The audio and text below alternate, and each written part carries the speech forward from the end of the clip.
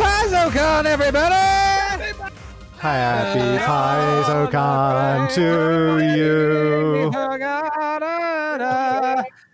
All we do is stream no matter what.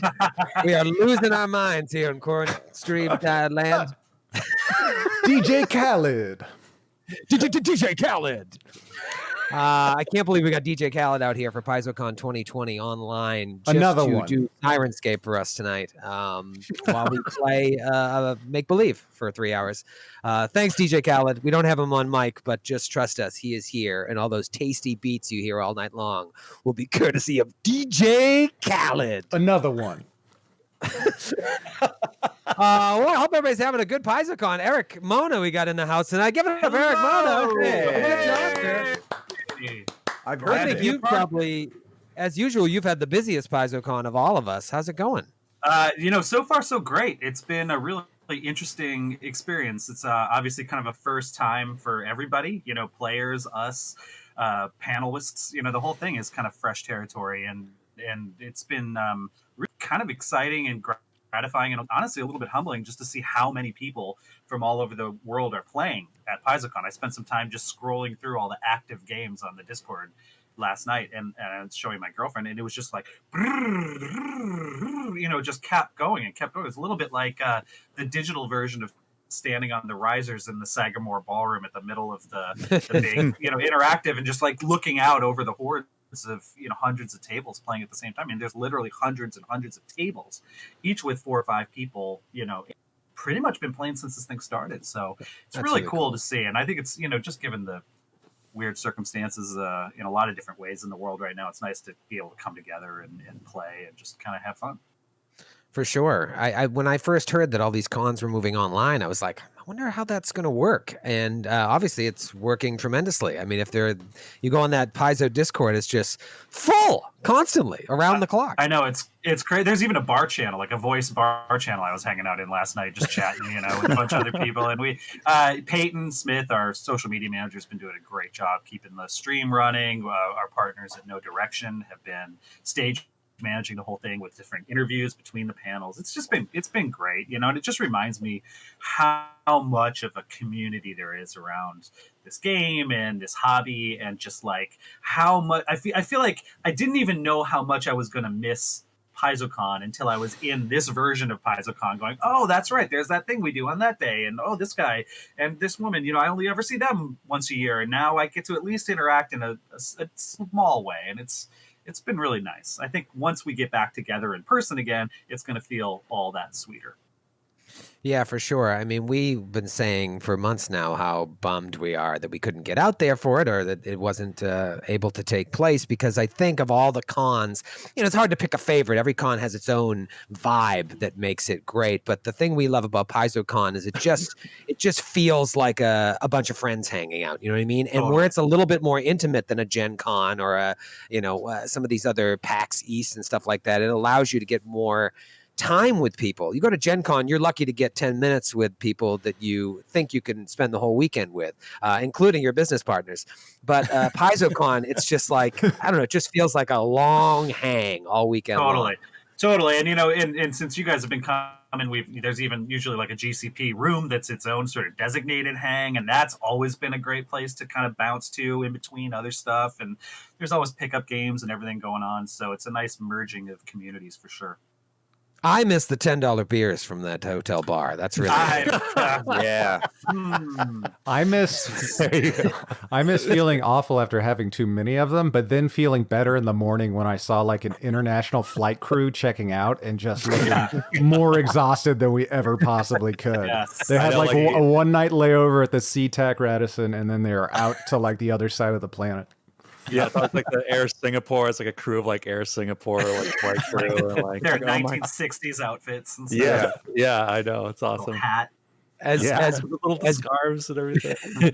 As beat up as we tend to get during that weekend, just because it's we go all night hanging out. You wake up the next morning and you're on like a Saturday and you feel awful, but then you got a panel at 10 that goes to like 2, and so you do the panel, and right around the intermission at 12:30, you're like, Want to get back on the horse? Head over to the hotel bar. I think we got 2 minutes. Run over there. Come back with 9 pints that cost you $90. I certainly missed that, but I'm glad we got to do this because obviously we had a lot of plans of stuff we wanted to do at PaizoCon again this year as the glass cannon room that you mentioned has grown and the amount of people that come out there now to hang out with us has grown. We were excited to do a lot of things, so I'm glad we were at least able to do this and just get together and play. Absolutely, and I'm thrilled to be a part of it. Thank you guys so much for joining us and for allowing me to join you. We're happy to have you. We're also happy to have Mr. Matthew Capitacasa. Matthew, how are you, buddy? Hey, Matthew. I'm doing okay, Troy. How are you? I'm good. Don't turn it on me, though. I want to talk about you. And send me your address so I can send you some Bic razors for that gerbil you have on your face. Clean it up, Capitacasa. We're live at PaizoCon Online. Listen, just because you spent your entire adult life trying to grow sideburns that you can't manage doesn't mean you can mock me for my facial hair. I told you that secrecy!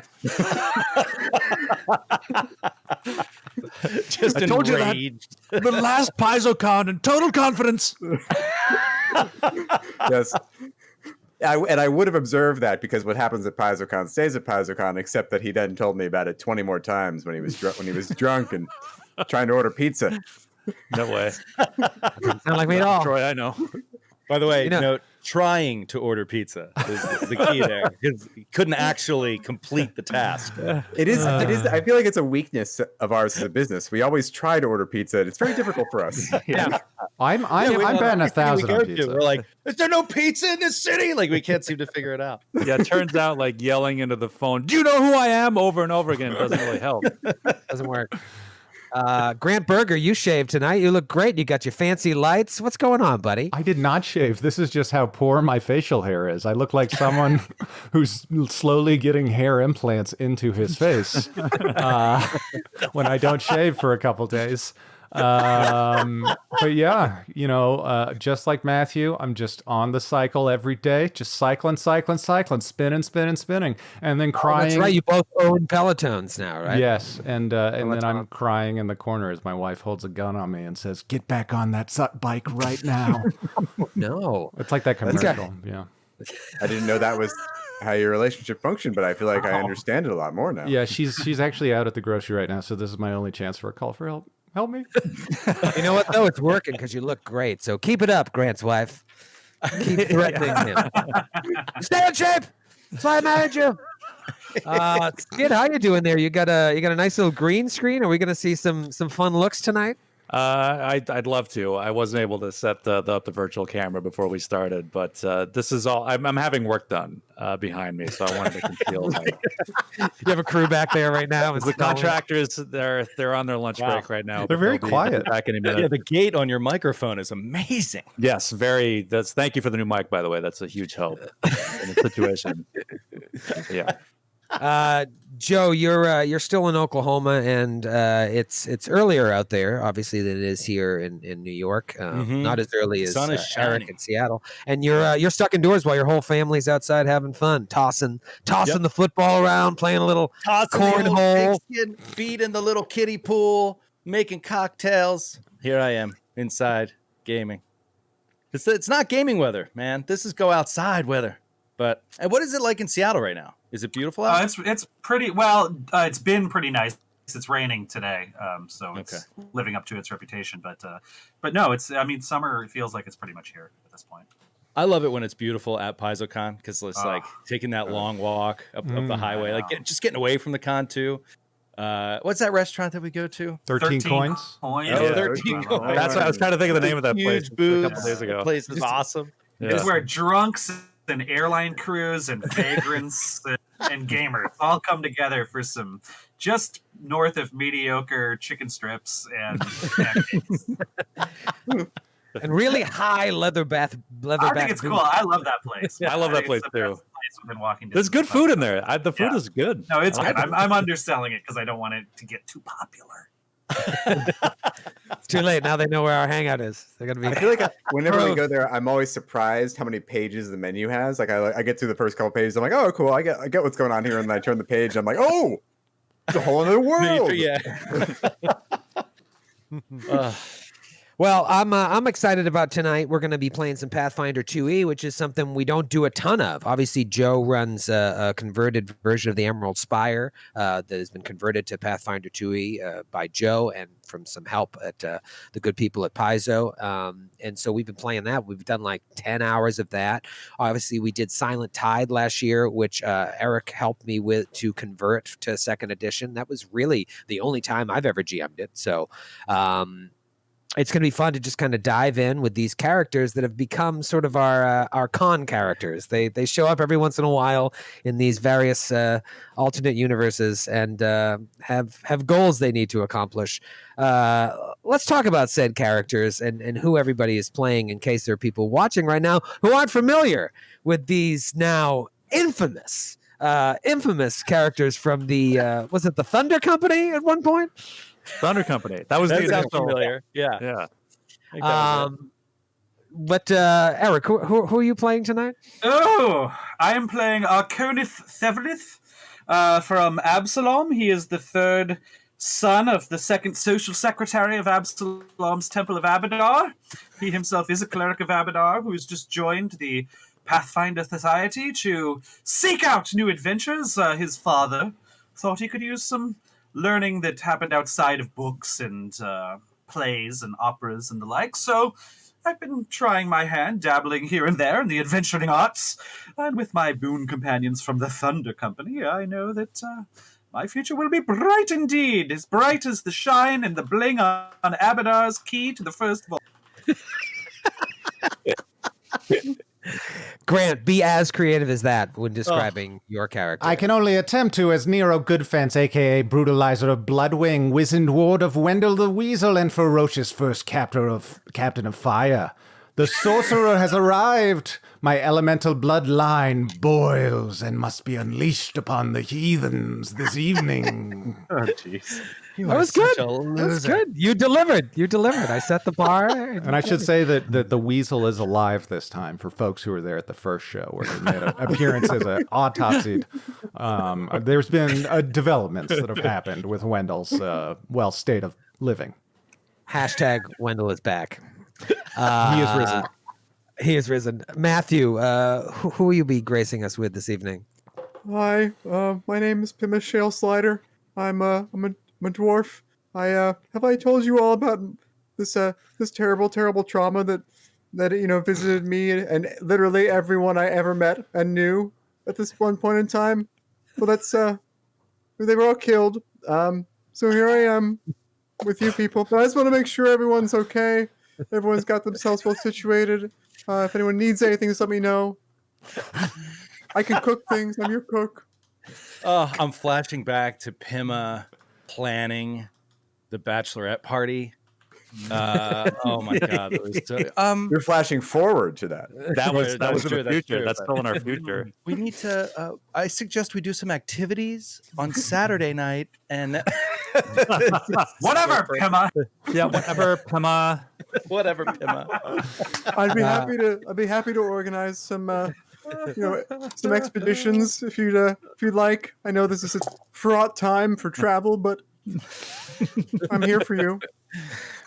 We streamed Thursday night our regular quarantine stream we've been doing called SideQuest Side Sesh, and then afterwards we had an after party in our Discord for some of our Patreon subscribers, and we were going around talking about our favorite characters of each person, and I forgot. How do we not talk about Joe's character for this session? How did he not even come up in the discussion? Joe, who are you playing this evening? Well, since everybody's doing character introductions in character voice, I'm a human ranger, loner in the wilds of the north, hunting down renegade pirates. Pirates? Whatever contract is up. Not the pirates that follow the rules. Not the law-abiding pirates Law-abiding pirates. that do community service every Sunday at the local Elks Lounge. If they can produce a letter of marque, you let them go. I'm a bounty hunter with a background in law. Attorney at law. who hunts It can down only help. renegade pirates in the wilds. I go by Hawk, Raven, Eagle, Crow. Oh yeah. Oh, it never gets old. And of course, finally, Skid, who will you be playing this evening? I am a man of a singular focus.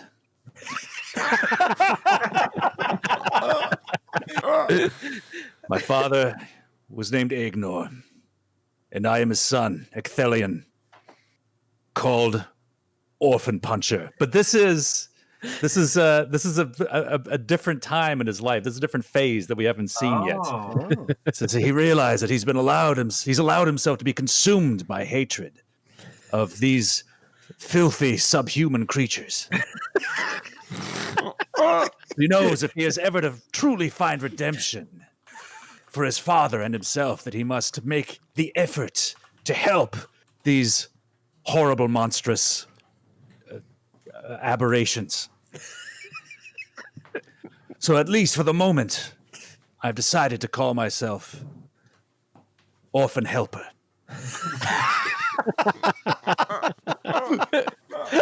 Ecthelion, son of Ignor, now known as Orphan Helper. This is a twist. Oh, wow. I feel like So we is should this just end post? Is this end the post stream our here. trip to Flavortown? This is pre. This is pre. Oh, Flavor pre. Town. Okay. It Okay. to be All right. pre-Flavor Town. Many probably years before Flavor Town. Yeah. Post okay, Silent okay. Tide, Okay. but pre Flavor Town and pre the formation of the Thunder Company. Very good. And the wedding of Ostog the Unslain.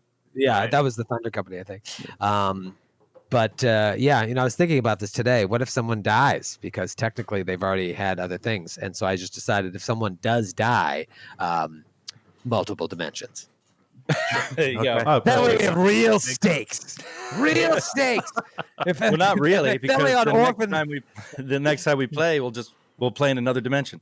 I mean, how do we know that when we met these characters for the wedding of Ostog the Unslain, that let's say Pima had died and her long lost twin sister came to join you, and not to make things weird, allowed you all to call her Pima, just so there would be an easy on ramp into reforming the continuity of the Thunder Company. I think that makes things weird by definition.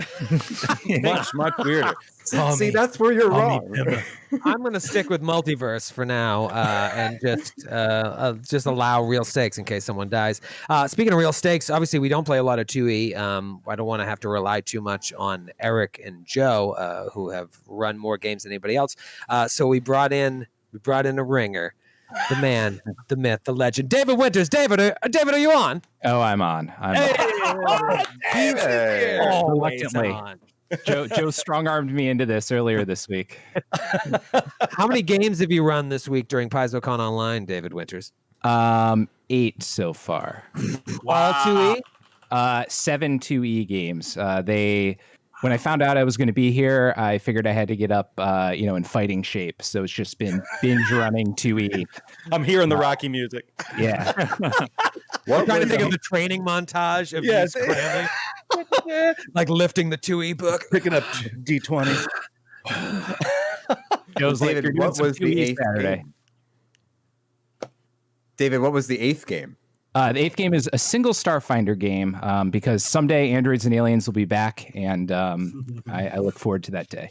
You got to stay fresh. I got to stay fresh. Well, hopefully our jokes will stay fresh for the next 3 hours because it's time to jump right in. Hit me up with that fancy Sirenscape DJ Khaled. Another one.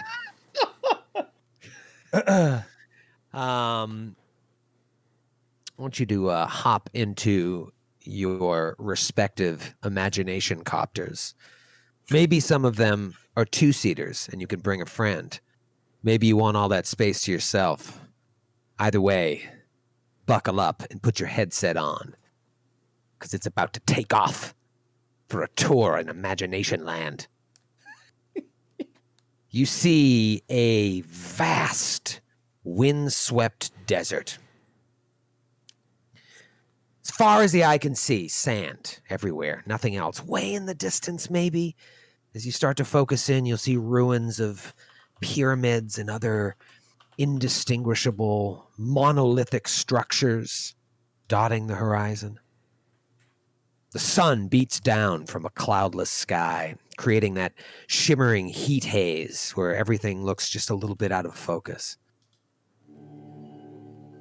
Suddenly, this calm and empty, rather serene scene is interrupted by a whipping sound as the sands begin to swirl and within seconds completely dominate our view. Millions of tiny grains of sand blotting out the entire landscape. Anything you could see on the horizon is now gone. You can't even see the sky.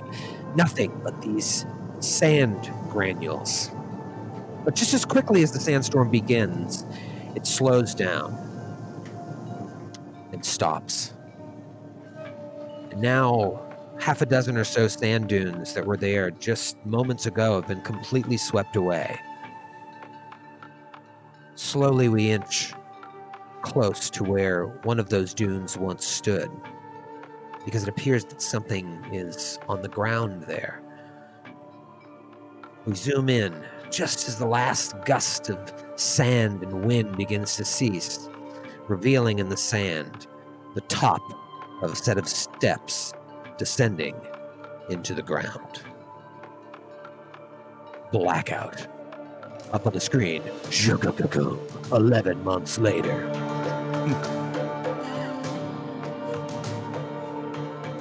The five of you find yourselves sitting at a table in the shaded gardens outside of the sand-swept hall. This is Osirion's Pathfinder Society Lodge. The shade of a copse of date trees surrounding you provides a welcome respite from the sweltering midday sun as you sit around this table. Venture Captain Norden Ballantyre, who, and I wrote this before we played on Thursday night, I'm not even joking, he is played by F. Murray Abraham. Oh my God. Not even joking. F. Murray came up on our Thursday stream, and it says right here. Old F reaches up to grab a date overhead and just pulls a bunch down to share with the table. And he says, they are good for much more than shade, my friends. But I did not call you here to enjoy my garden. A few months ago, I finally received confirmation that we would be able to execute one of the last excavation permits issued by the Osiriani government.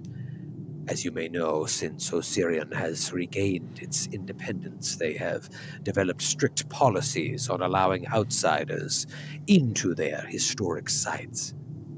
Luckily, the Pathfinder Society's permits have been grandfathered in for sites that we were already doing work on, such as this site. It is a desert location where the dunes have shifted, revealing the beginnings of a staircase leading down beneath the sands. No doubt you saw it in the cutscene that your GM just described to you. Yes. A few months ago, when we secured the permissions, we sent out a caravan of guards, 3 guards, to protect the site from outsiders that may try to interfere with our discovery, thieves and whatnot, tomb raiders. They were tasked with protecting the site until the excavation team arrived. When they did not report back to us as planned a few weeks later, we cautiously sent the excavation team ahead anyway, hoping that there was just some miscommunication or that their message to us got lost on the wind. It has now been over a month, and we have not heard from either the caravan of guards or the excavation team. I have been, he looks over some papers, briefed on some of the work you've done with the Society. It is a shame what happened in Absalom, but I hope you don't look at a mission such as this as a punishment. We need you to go investigate what happened to these teams we sent out, as well as what condition the site is in. I've already secured your provisions, camels, tents, food, water, tools to perform any excavation should you need to, and a map to the site. The desert can be unforgiving, so don't hesitate to return here to rest as needed should things go wrong. Do you have any questions? How far did you say it was out to the site?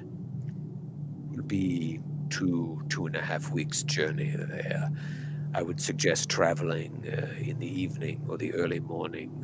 Traveling under the midday sun would be not advisable.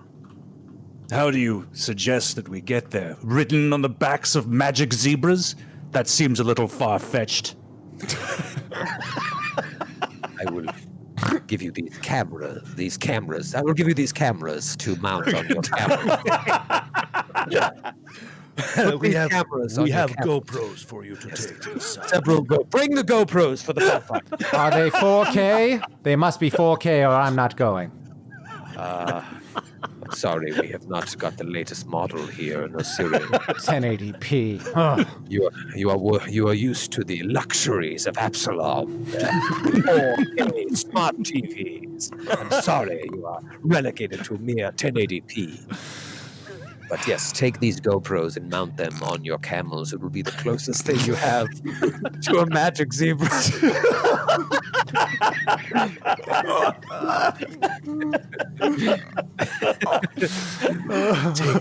Like with such seriousness, take these and mount them on your camels. I just love there's actually a chest accessory for the GoPro. I love that they would produce a camel-sized one that'll snap on perfectly. What do we know about these ruins? We do not know much. That was what the excavation team would have hopefully discovered and perhaps have discovered. Maybe their message have been lost on the wind as well. There are many such sites like this that are only discovered when the sands shift. Luckily, our people were able to find the staircase, but they did not have the means of excavation. We claimed it for the Pathfinder Society, claimed it insofar as securing permissions from the Osirion government to be able to look in there. But as to what is inside, we do not know. Well, it should be very interesting to delve into an ancient ruin for a culture that has failed or that is long gone to the sands of time. There is much to learn about how, in the grace of Abadar, we might forge the future societies upon the ruins of the old. So, Conith Everett is happy to join this group and participate in this most august journey. Good. Yes, agreed, Arconis. As you say, this is truly a failed society, orphaned in the sands of history. I, for one, relish the opportunity to help it into a new millennium. Help usher it in. Interesting metaphor, yes. Did you say there'd be provisions? Yes, in addition to the camels with camera mounts, we will give you water and tents and a map. Is there anything else you would like? The Food? town is not far from here if you need to purchase things that we do not have. But yes, we can give you some food. Well, Some considering it camel would be jerky. a camel jerky, Yes, it's a delicacy. Ooh. do the camels eat it? No, it's quite repugnant. Even the camels will not touch it. Don't worry, Pema. I think I can fashion a camel jerky canapé for you later on, and perhaps we can down it with a cocktail. I don't think you're quite calibrated to the way this journey is going to function, but sure. Whatever you want, I'll make. Cocktails. If there is anything we do not have, the city of Sothis is not far from here. It is an open market. You could get anything you need, but I would assume as Pathfinders you have come prepared. Speaking of such, I do not know what the state of the excavation is. Perhaps the team has opened it up and you will need to go into it. If so, just remember you not only represent the Pathfinder Society at large, but you represent the Pathfinder Society of Osirion. Keeping up a good reputation with Osirion, especially with the change in their government, would be very important. So please be respectful of anything you may find. What town are we in right now? Sothis. Oh, we are in Sothis. Okay. You may rest assured I have spent nearly a decade preparing viands and beverages and table linens for all the finest international guests of my father, the second social secretary of the Temple of Abadar, and I will make sure that we leave nothing but the finest impression upon the people, not just the people of Osirion, but also its leaders. For in Abadar's grace, we do this mission together in the spirit of unity, camaraderie, and profit. That's all well and good, Arconis, but I think you're forgetting about the needs of the hordes of stinking feral orphans that crowd the streets of this horrible city. They should be our chief concern. Must admit, I have not even noticed them. I've been spending most of my time in the perfumed quarters and the various souks and bazaars and marketplaces and the higher tiers of the city. These orphans are seldom observed there. You just simply need to go to the right neighborhoods. Yes, your kind never does. You have no concern for these garbage people that should have long ago been wiped from the face of the earth. I, on the other hand, have empathy. We're all Abadar's children, orphan helper. Even those without parents. Well, I am Abadar loath. is everyone's father. Of course. Well, I am loath to leave my duties here tending to their disgusting needs, but hopefully I will find some sort of resource that can help them in the future. One hopes. I appreciate this off-topic conversation, but I doubt you will find any orphan children around this remote ruin that was recently discovered. I hope that will be okay, Excavation. No, for you see, the ruin itself is a kind of orphan, separated from its kind by the swirling sands as it is. I will find a way to care. That's really all we can ask of our Pathfinders. Well, remember, drink plenty of water, travel near dawn and dusk, and take shelter from the sun. Bundle up at night as it gets very cold. Also remember the desert heat can play tricks with your eyes. Stick to the map. The best navigator amongst you should lead, and stick to them, but be wary of their eyes, that they are not fooled by things they may think they see. Use your common sense, and you'll be fine. This other caravan that went out there, you know these people. Did you know them personally? The guards or the excavation crew? Both. The guards, we did not know. We hired them, but they came Damn highly it! recommended. Punches the table. Why does that upset you? It's a foolish mistake. They could be anywhere. They could have never gone to the ruin. They could be lying and stealing from you. No, We simply hire gods you don't know. we had them checked out. We ran background checks on all of them. Oh, they were vetted. They were highly vetted, and we got several references that said they were cool. Is it your belief that they reached the ruin, descended these stairs, and befell some horrible fate inside? Is there any other possibility? I suppose there is, but then the excavation team would have discovered them and sent word to us, or discovered that they were not there and sent word to us. Twice now, we've not heard back from these groups. So yes, I guess it is a possibility, but something just doesn't feel right. And what As are to you? the- And what the are you doing police. different this time? You're Well, sending another band of people you barely know out there. But you are pathfinders. You have sworn an oath to the society. If I cannot trust you, I cannot trust And anyone. This other group was not as well armed, not as well trained. They had a guard with them. We did not send them completely unarmed, but they were scholars, archaeologists. They were headed up by a doctor, Dr. Markef Eunice. She's in the top of her field in archaeology, and we assumed that she would be the right person for this job, her and her crew, but she was with one guard who she knew personally. Okay. Thank you. Clarifying question. Yes. Are you saying guards with an R or gods like deities? Yes, with the accent, it's a little difficult to distinguish. I don't mean to sound provincial, but it's You hired 2 gods? you hired some gods. Where are we meant to succeed where gods fail?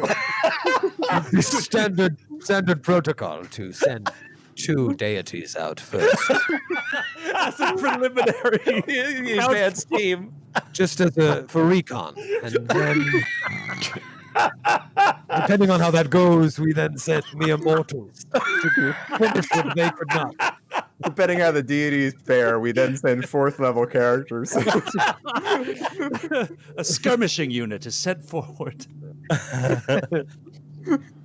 Oh, I feel equally as confused, but thank you. You are welcome. This Tro- is good. The more we roleplay, the less I have to worry about not knowing the 2E rule set. it's true.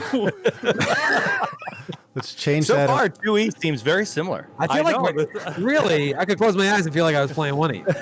Let's change. Comfortable as an old slipper. Let's change that right now, Troy. Would you describe the venture captain's attitude towards us as hostile, indifferent, friendly, or helpful? Helpful. Helpful? All Yeah, right. he wants you to succeed. Then Nero sidles up next to him and says, "If you'll allow me to appeal to your well-known sense of largesse, I would like a supplement to the provisions you've provided." He's using the make a request portion of the diplomacy skill. And if the you decide the DC, it's just a general difficulty DC. And if it's within his capability to provide and do, you have to do it. I don't like the way you're wording Yeah. how these rules work, but please. That's how it works. As I'm reading, You it. have to do it. And I'm asking, you have to do it, Troy. What's it called again? It's called request, which is one action under diplomacy skills. Okay. It's only All right, so it's only capable to be. You can only do this to friendly or helpful creatures, which is why I asked. yeah, he's definitely helpful. He wants you to succeed. So talk to me. What do you want? What do you want? I want 5 Please, give me moderate. some space, Nero. I want 5 moderate healing potions, one for each of us. I can be talked down to lesser if you prefer, but I'd like to start the bargaining with moderate. All right, so there's a failure and there's a critical failure. Obviously, you don't get what you want. The critical The failure. failure is the target refuses. Here's 5 curing potions. Right, it's poison. It's just Clorox. Success, you get it. Critical success, you get it without qualification. So a regular success, it might be like, I'll give these to you, but I'd like them back. There's a deposit on the bottles. If you don't end up using them, I'd like them back. All right, so roll a diplomacy check. Okay. 14 on the die for a total of a 24. Nice. Ooh, all right, so not critical, but a success. So I agree to your request, but I might demand added provisions. So yes, here, take these. In the event that you don't burn through all of them, I'd like you to return them and the empties. The renown of your gratitude grows across Osirion, kind venture captain. My pleasure. Never say that Captain Ballantier did not give 5 potions away. And all this haggling and talk of contracts and law and stuff, Arconus is just beaming. He's just like, his eyes are all wide and he's just so excited. He's like so in the Abadar zone here. It's like, oh, this is why I adore traveling with these companions. Yeah, Hawk Raven's just running through like, how's he going to police that? getting the poachers back and everything. I'm like, this guy's an idiot. We're going to be fine. Provide you slide and paperwork. Cool. Can you just sign here? Yeah. It's just boilerplate. You don't need to read it. It's standard. Everybody, I signed it. We all signed it. Here you go. Hawkraven's a notary. Don't worry about it. Just sign there. If there are no further questions, I believe you should get out of here. The censor Get out of my office. You should get out of here. You have eaten all of my dates. You've been eating the dates the whole time. Every time one of us was not talking, we were just But the eating tree it. provides more than shade. It's true. It did. It did. Now we're sitting in the sun. Now it's been Appetite. Hawk Raven's eating the leaves. Bad dates. You really shouldn't do that. Yeah, toxic. No, Hawk Raven will say that, even though it's been a long time, the sooner we go, the better for any possibility of if someone was kept alive. The longer we wait, the larger chance they perish. So Yes, if something bad has happened, the sooner we can get to this, the better. I regret now, perhaps, sending out the crew so unmanned, but it is what it is now. Perhaps the Pathfinders can succeed. their blood is on your hands. And he gets up and starts to leave. Yes, he's right. We will never let history forget your role in all this. But we also won't let them make sure forget about the never- potions. Right. But then we will make sure that they know you loaned us the potions. You guys walk out and he reaches up to grab 2 dates down from the tree, and we zoom in on the dates, and the dates turn into the humps of a camel, and we see Great shot! Oh my god! Wow. Look at that dissolve. Wow. Nice. Wow, way to go, David. right now. It's like Desert music. I love it. The 2 dates turned into the humps of a Ah. Who's the DP on this thing?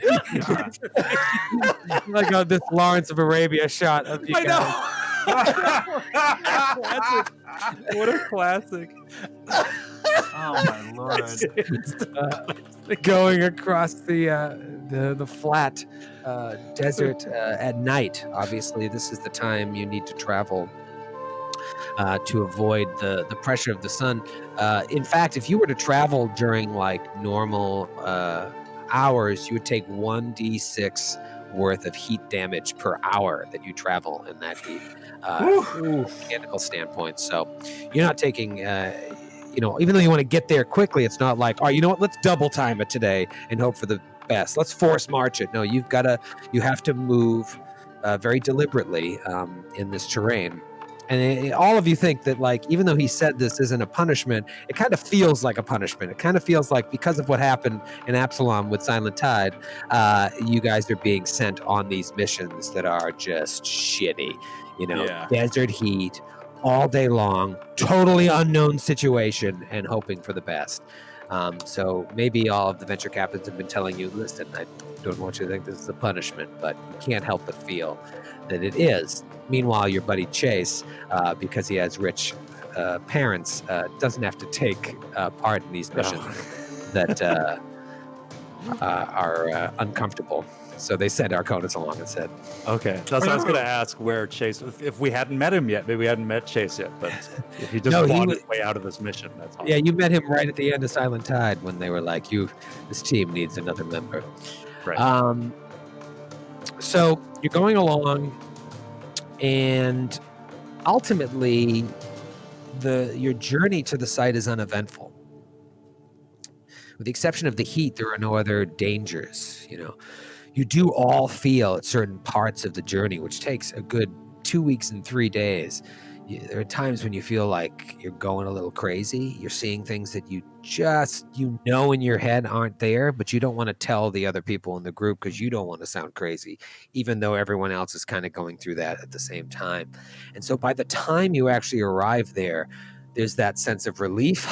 We have arrived, but also that, like, y'all feel a little off. Thankfully, with the resources Captain Ballantyre gave you, you're able to handle the threats, and the worst part of it has been the heat. You travel, you get there. As you're following the map and you're getting closer to where the site is marked, you see a few things in the distance. The first things you've seen, besides the occasional cactus or like sand dunes of varying sizes. Cactus. A cactus with a buzzard flies off. Old wagon wheel tilted on its side. You've turned your GoPro around to get a shot of the flying vulture. You see a few tents set up. One of them looks like it's just hanging by a few poles, and the rest of it is just flapping in the breeze like an ominous flag. You also see what looks like several bones lying on the ground. It's got a Luke goes back to Uncle Owen and Aunt Beru feel. Aw. Like you see the bones from a distance, but they don't look human. And there's a lot of them. Oh. As you approach, there's more and more of them scattered, bleached by the sun. The last thing that jumps out at you as you approach is that the ruined staircase has been completely excavated. So as you come up on the scene, surrounded by bones and tents, and the one flapping in the breeze, you see stairs descending down under the ground, surrounded by sand, and a door. What do you do? You said the bones don't look human. Are we close enough to investigate to see what kind of Oh yeah. what kind of bones they are? Yep. What kind of check would you like? Perception, medicine, Nature. nature? Roll. You could roll nature or medicine. That is a 20 medicine. Ooh. And I will They- try a nature. Ooh, could also- 27. 27. Ooh. Okay. Wow. I could also roll cooking lore if you'd prefer that. No, unless you're planning to use the bones in a soup later. I mean, Make a Who- stock. why not? Don't want them to go to waste. They don't want to Uh, waste the bone. You, Pima, can tell that whatever this was, they died of starvation and being out in the sun without any protections, tied up. Why were they tied up? They were camels, is what Ecthelion is able to deduce from the nature check. The caravan. And now that you're close enough, you see several GoPros in the sand. Oh my god. No. What a terrible waste. Nero eyeballs the camels that are living behind us and then points at the bones and then points at his eyes, warning them what'll happen if they screw up. The camel spits at you. God, son of a bitch. All day. All day.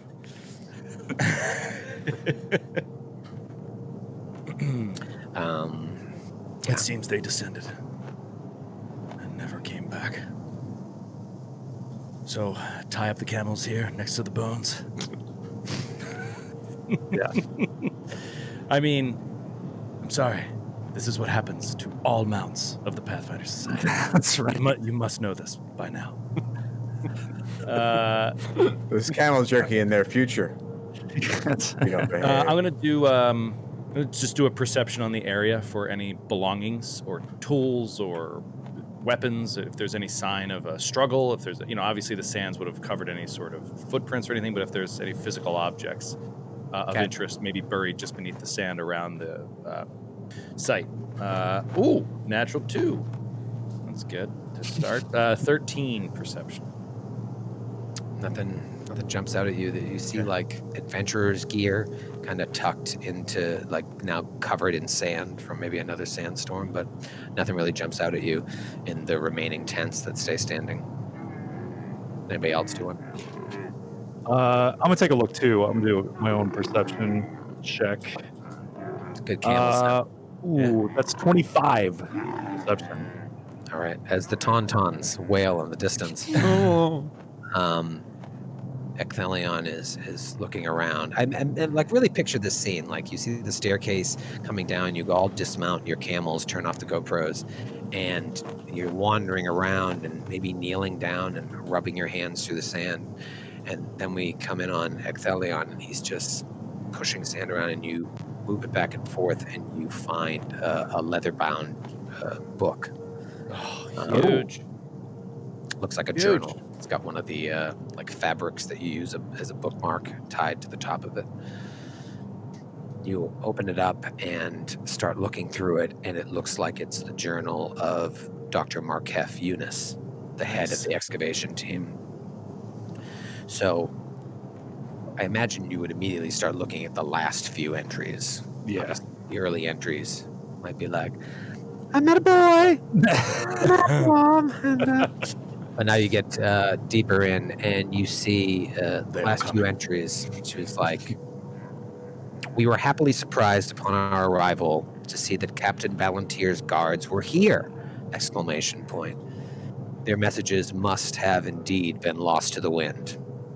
While the men are anything but friendly, my team will sleep soundly knowing we have more than kind-hearted Leonid to keep us safe from wandering thieves. A couple days later, another post. Today was our longest day yet. We have uncovered more of the stairs, and my notes on structures similar to this leads me to believe we will find a door soon. Sadly, the temperament of the guard seems to have rubbed off on the team. Even young Leonid doesn't seem himself. No doubt the heat has something to do with it. Hopefully a great discovery awaits that will sway the emotions of the crew. Next entry. Something doesn't feel right. And the further we excavate, the more uneasy I feel. Perhaps the desert is playing tricks on my mind. I'm haunted by these strange delusions that the others are trying to betray me? Question mark, question mark? Betray me for what? To steal my scholarly pursuits? Question mark, exclamation point? I need a vacation when all of this is over. To make matters worse, Leonid has fallen ill. I'm no healer, but his symptoms seem to be consistent with poisoning. What good are these besotted guards if they can't keep us safe from desert asps? There's one more entry, the last one. We have uncovered the door. The plan is to enter tomorrow at sunset. Leonid has recovered, thank the gods, but the illness has left him changed. There's a darkness about him. Part of me almost wants to turn back, but we've come so far. My life's work within arm's reach. I must press on. And that's it.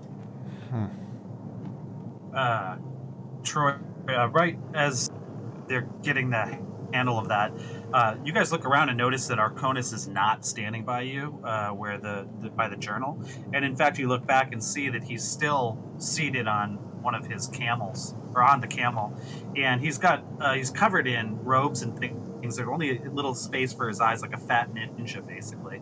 And he's got little John Lennon sunglasses. I mean, everything looks very fashionable. Lots of different fabrics and things. And he's on his shoulder is a rod that's attached to like a huge multicolored umbrella, like a sun umbrella that he's been shading himself, even in the darkness. He wasn't quite prepared. He's never really been out like this before. And you hear through the muffles of his face covered, "Help me! Help me!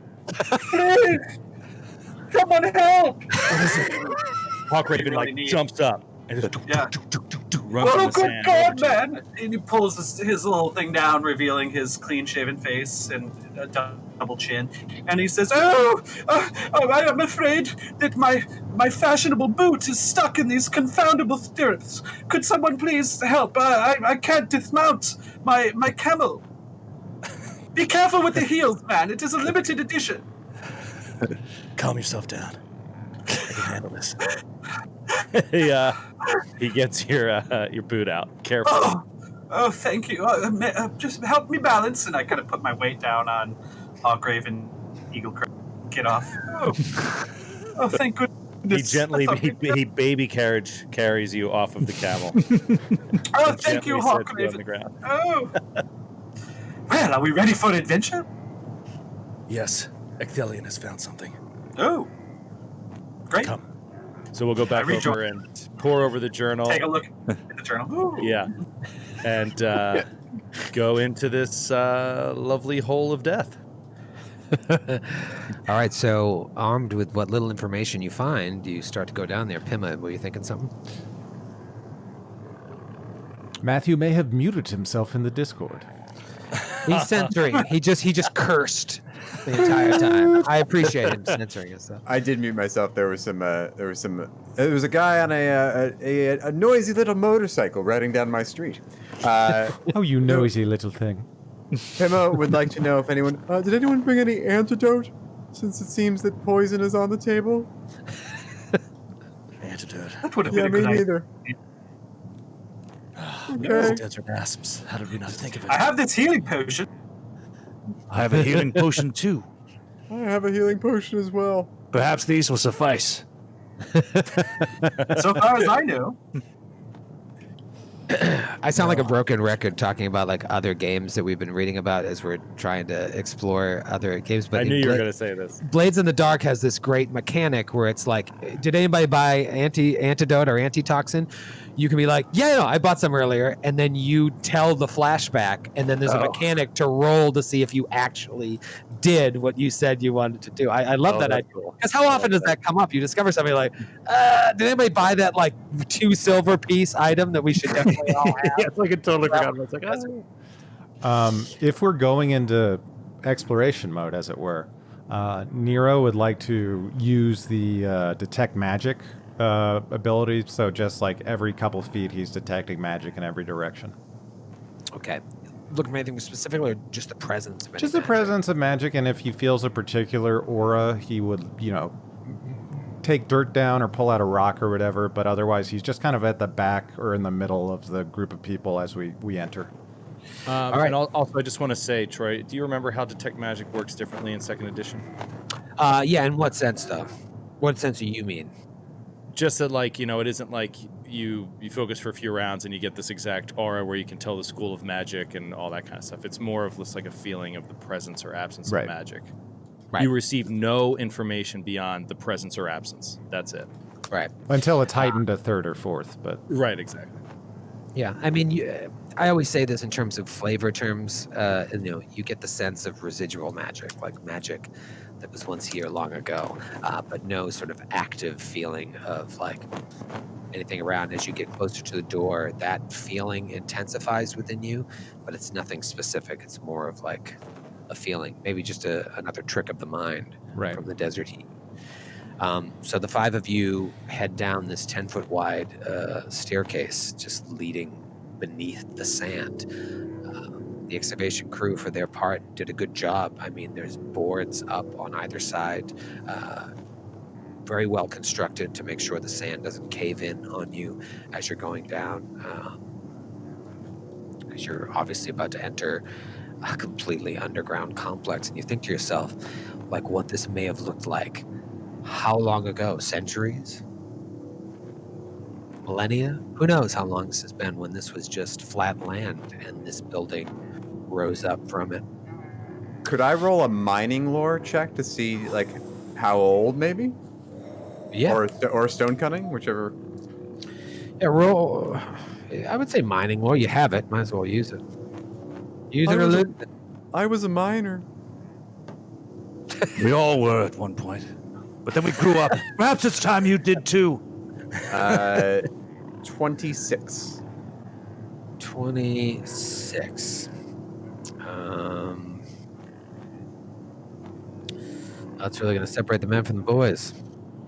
Nice. Separate them. I'm a lady.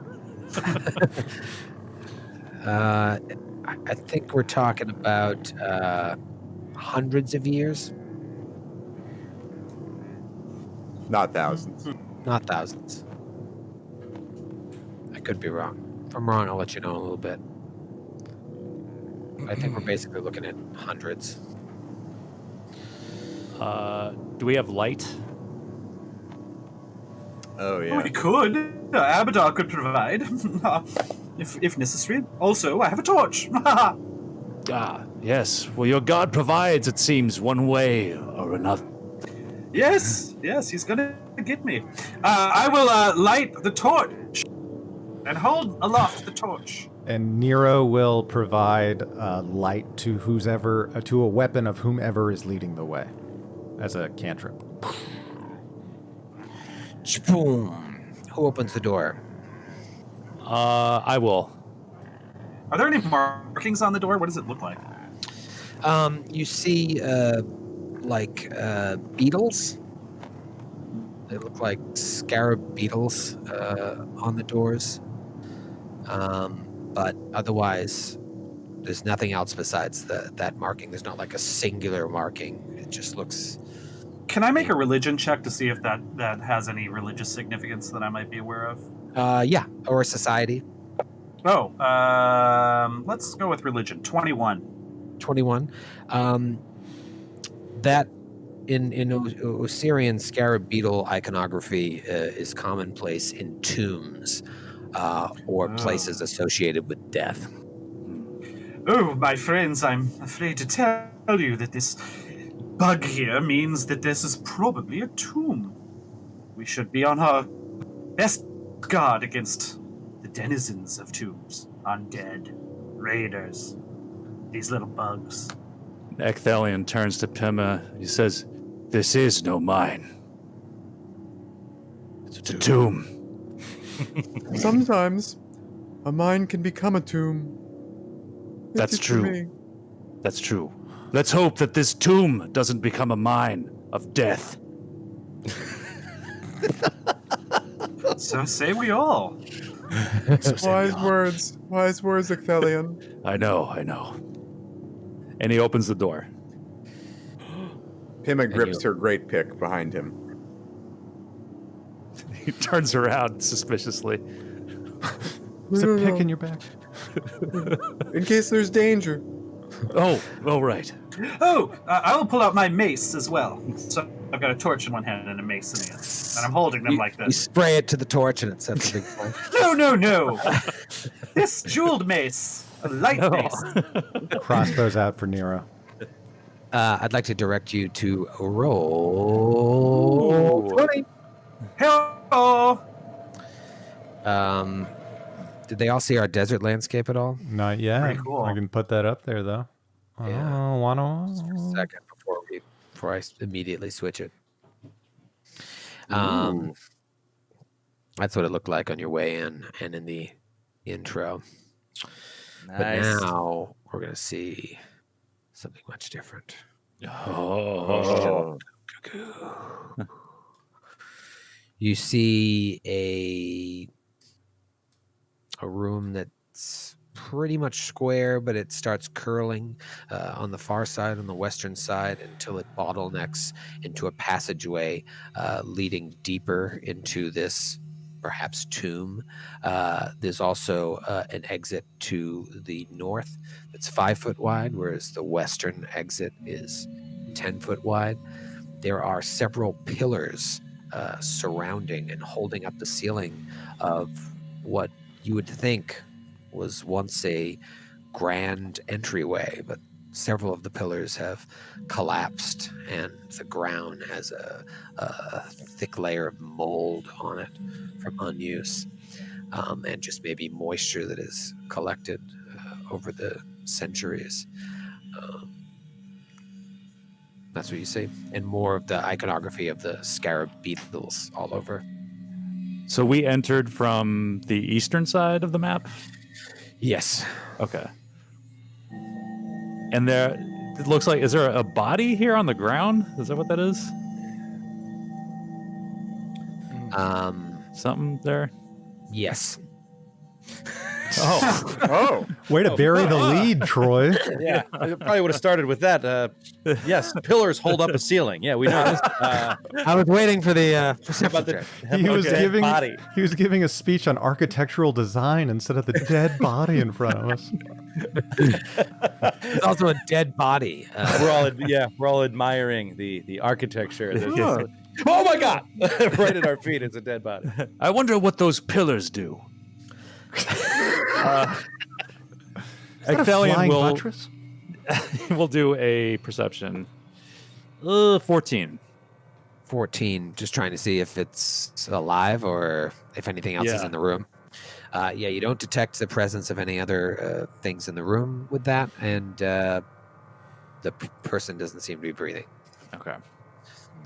are they young? Are they old? Have they 30s. they died recently? 30s.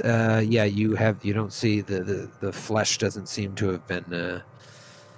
It's not super discolored at this point.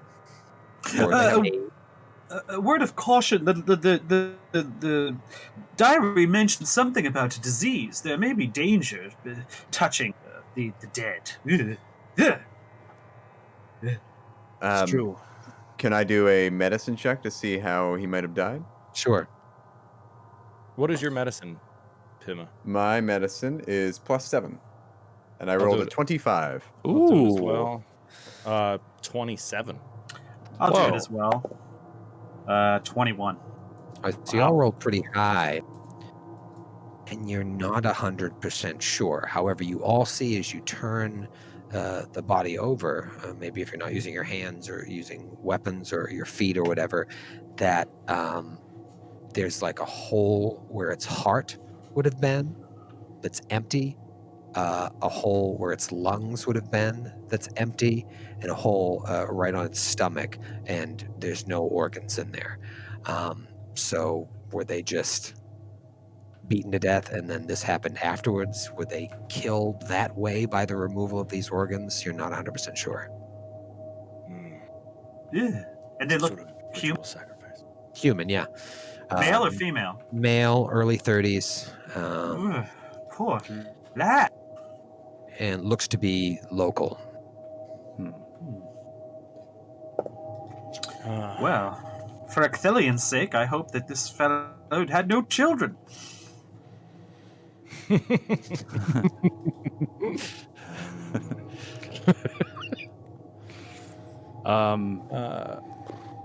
All right. we Well, which search way do we him? want to go? Did we? We didn't really search him. We just kind of Yeah. looked at his. Yeah, I want to if you- search him. If you do It's a a good search, idea. you find a long sword, doesn't appear to be magical, good quality, so masterwork, a shield, and scale mail. Okay. Hmm. Got two ways out of this room. You see, there's like the portion that you're standing in is a little recessed. There's tiny little stairs leading up to the outer edges of the room.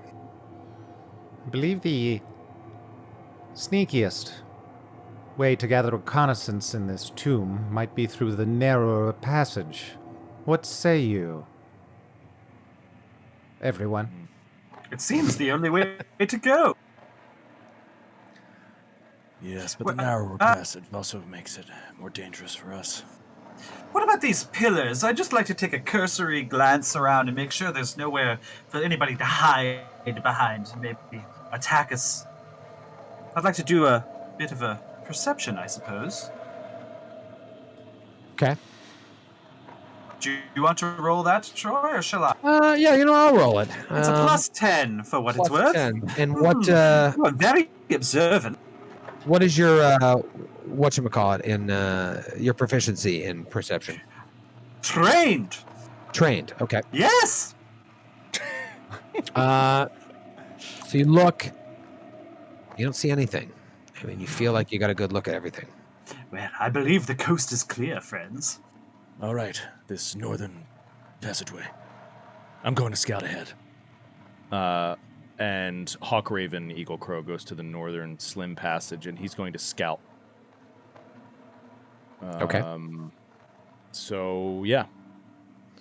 I'll move right. with stealth wherever, but basically, if I scout and I separate myself from the party, I give everybody in the party a bonus to initiative.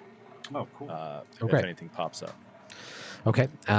Just getting there in terms of what you see a long hallway, 30 feet long before it ends and turns to the west. And then there's a door 15 feet away from you to the east. Okay. Roll a stealth check. Stealth check is a 13. Okay. He starts stealthily moving up the hallway. Looks at the door. Is there anything notable about the look of it? Any symbols on it or runes or anything? He'll continue past the door and just sort of right up against the wall, just slyly peek around the edge. Getting a little. How far away do you have to be from us to give us that bonus? I don't know. I don't think there's a particular distance. Ithilien is going to follow. Yeah, I feel like we're getting a little split up here, so I'm gonna. Yeah, he's just peeking just to see if there's anything right down that hallway. I'm just gonna get out of that line, direct line there, just for shits and giggles. Yeah, just wanted to, before we started opening doors, I wanted to check our flank. Okay. All right, so you look around the corner then? Yeah. All right, you look around the corner, and everything in here is dimly lit, by the way. There are sconces every 20 feet or so that are lit. Cool. Whoa, so really? Not complete darkness, which makes it all the more eerie that a centuries-old tomb would have active sconces, but maybe the excavation team lit them when they came in. You don't know, but as long as you have low light vision, you're fine. If you don't, you're going to need a light source. But you look around the corner here, and you see the hallway stretches on. There's a door to the south and a double door to the north further down, and the hallway keeps stretching. Okay. And it looks like right where that double doorway is, it turns back around, might even connect where that other hallway in the main chamber is. It's hard to tell. He'll turn back around to Ithilien. He's standing like right next to you, and you bump into him. Nothing there. Just more doors. Oh, What about this one? He nods his head to the left, to the door. Going in. Let me go through, Hawkraven. And Ithilien opens the door. Thalion opens the door.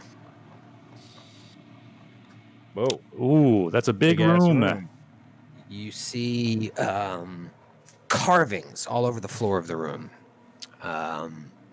Elaborate, from the entryway where you walk in all the way to the end of the room.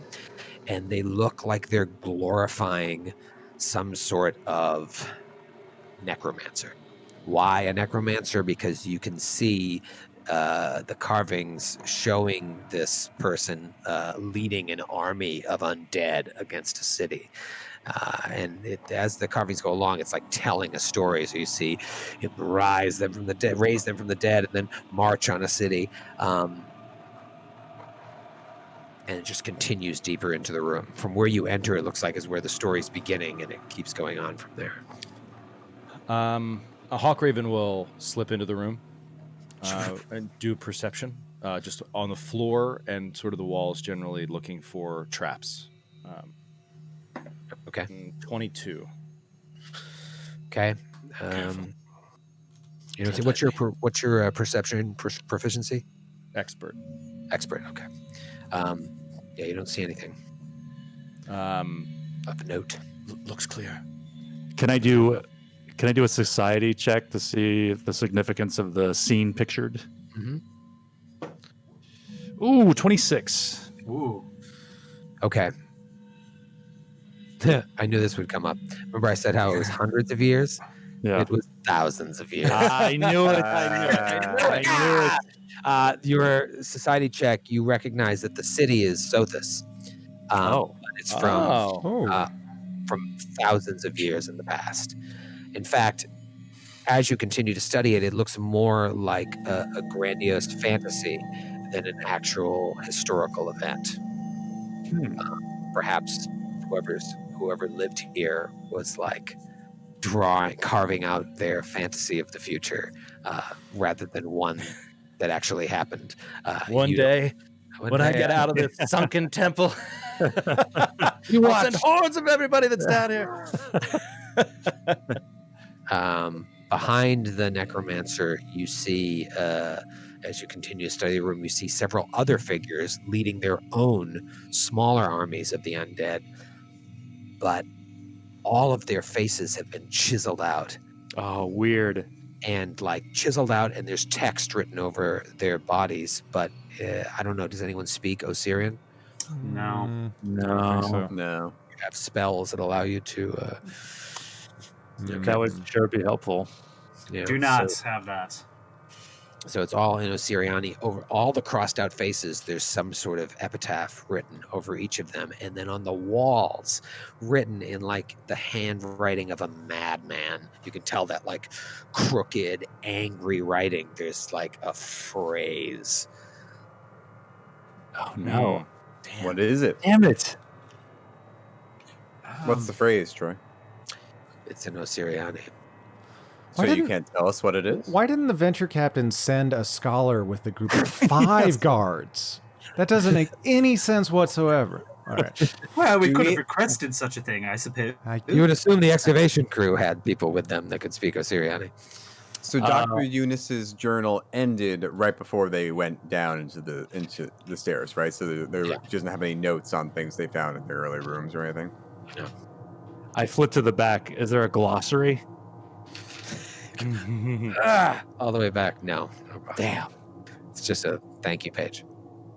Just acknowledgments? Yeah. In a novel. I'm out of ideas. Deeper into the room, you also see there's a door that leads to the west. Yeah. So Hawkraven's going to slowly scout ahead, moving up here and trying to see any dangers before they come up. Are we on any kind of time crunch as far as our mission is concerned? No, obviously the sooner the better, like the venture captain said, but at this point they just need answers one way or another. There was a possibility you'd get here and this wasn't even excavated. But now you'll be able to come back, hopefully with more information, if you survive. Is there a stone cutting check you would allow me to do, or do you want to roll it? I get a Sure. +2 bonus to my. And what are you perception. looking for in particular? Secret any- doors. Secret doors? Or Okay, what's your compartments. bonus? With the stone cutting, it's +11. Okay, and that what's your proficiency? I'm an expert. Expert. Oh. No, what's E? He is expert. Expert. Yeah. Okay. You don't see any secret doors, compartments, anything unusual in the stonework that would lead you to believe there's something else. If it makes it easier on you, I think Pima, as a former miner, and I have trained expertise in being underground. I think she's constantly looking for interesting stonework that would suggest the secret doors, compartments. Okay. Traps.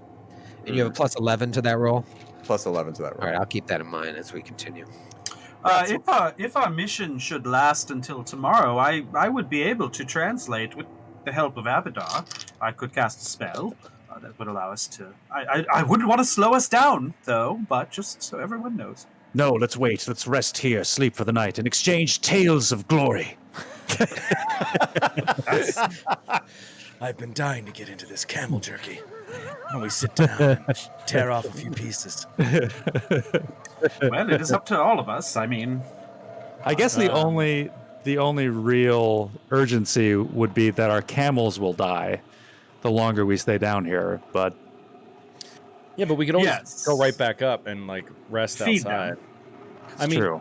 I think that we could do it. I really think we could. I don't think it's that stupid, even though we haven't done anything yet, to actually rest a day. Because Yeah. there's no time. It's yeah. been 2 weeks for traveling, and it's possible that the inscription in here is going to drastically help us deal with whatever insidious thing took Leonid's mind and corrupted it. You know what I mean?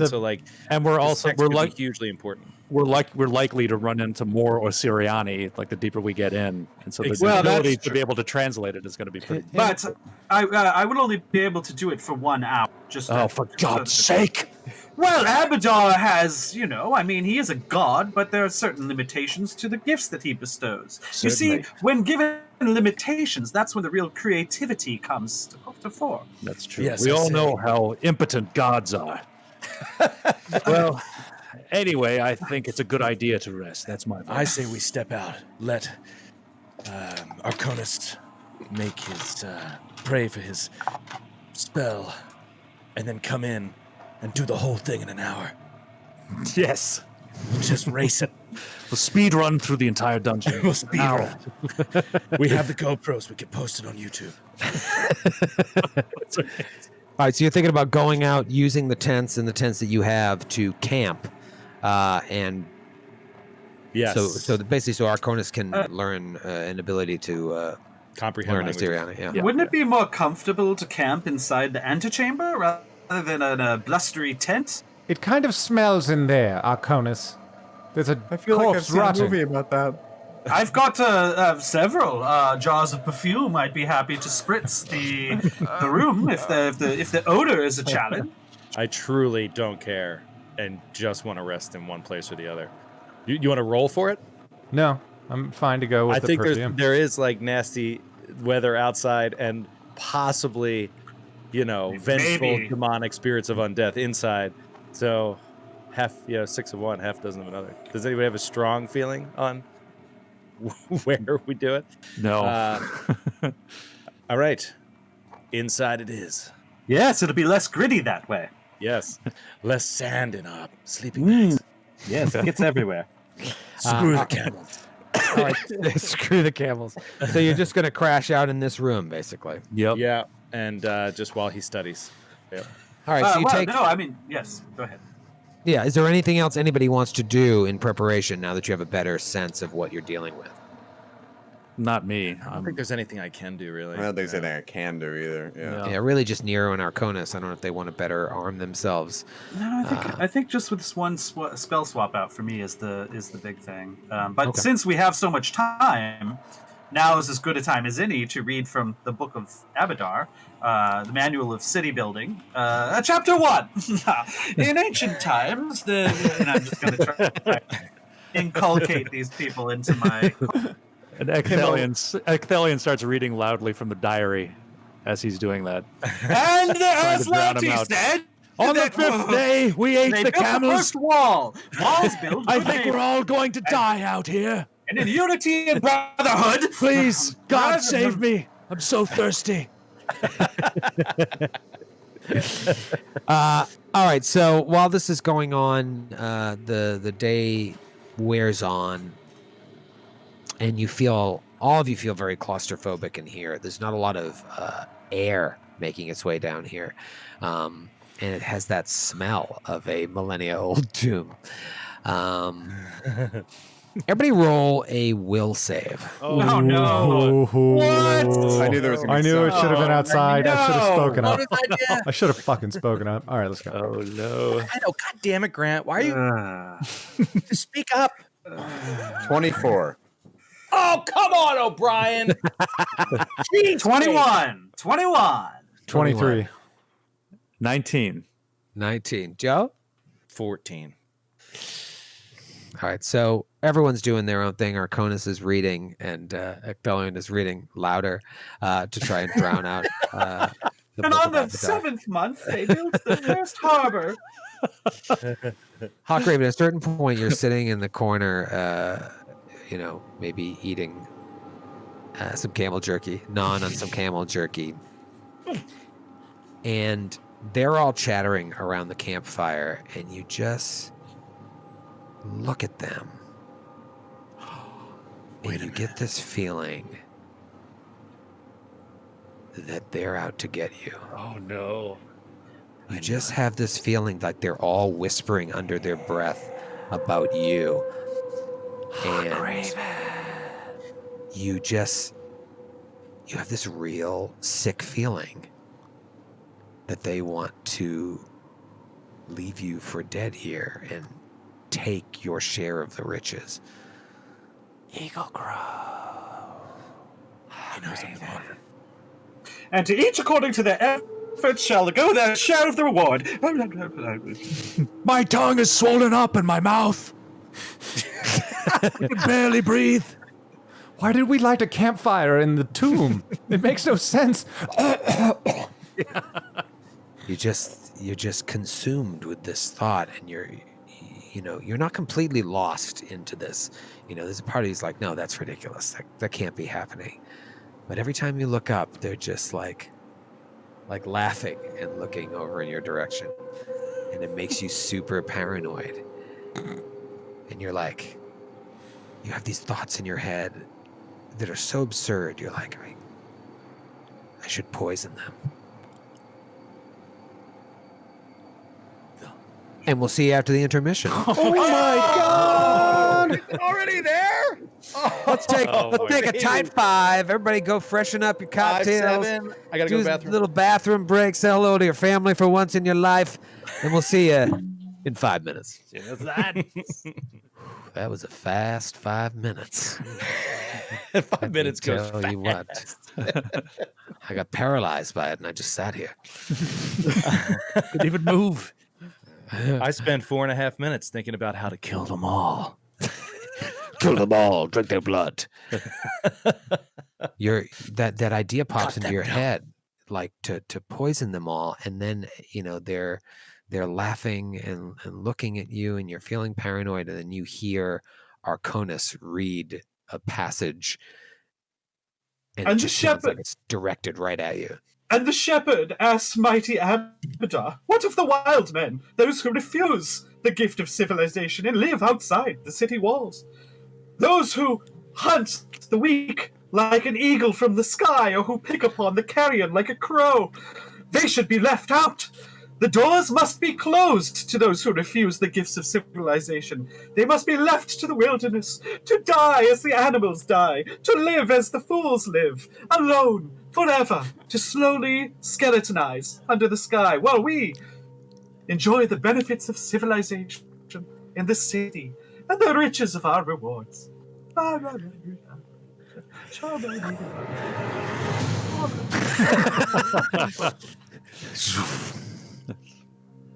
I'm gonna fucking kill that priest. You gonna leave me outside the city? Yeah, think so? Not today, buddy. Not today. I know a lot of people. I'm a lawyer. I know the mayor. I'll take you down. You're haunted by this all night, and while everyone else sleeps, you are unable to. And you wake up. Well, you don't wake up. You start the next day, fatigued. Damn it. Oh no.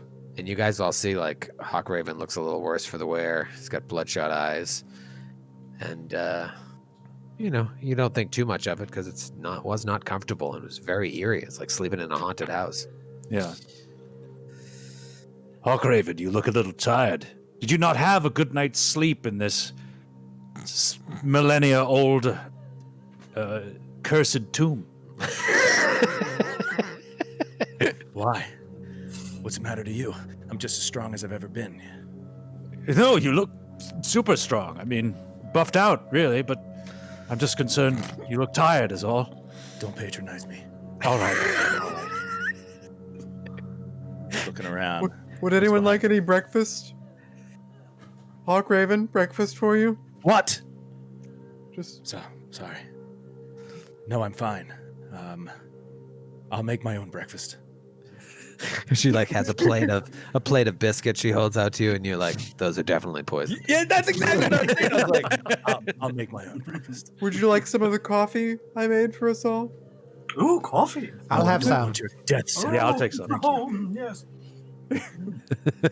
Oh, it's delicious. Hawkraven, you really must give it a try. To refuse coffee this good would be rude. Oh,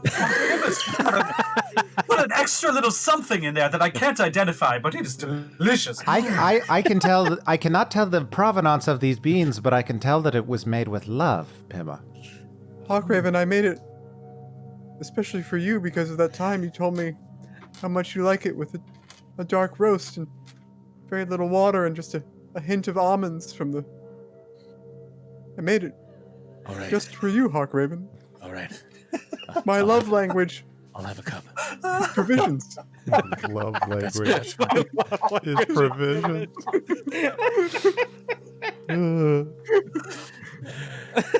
All right, I'll have a cup. Oh, great. Oh, great. Here you go. Here. And she has your cup. And he takes it, he turns around, pours it onto the ground. Splash! He's like, that was delicious. You drank it awful fast. You sure you do? Maybe you'd like another one. And Kellen holds him out another cup. Hawkraven's thinking, 2 doses, huh? Yeah, I see what you're trying to do. Double the onset speed. Double the onset speed.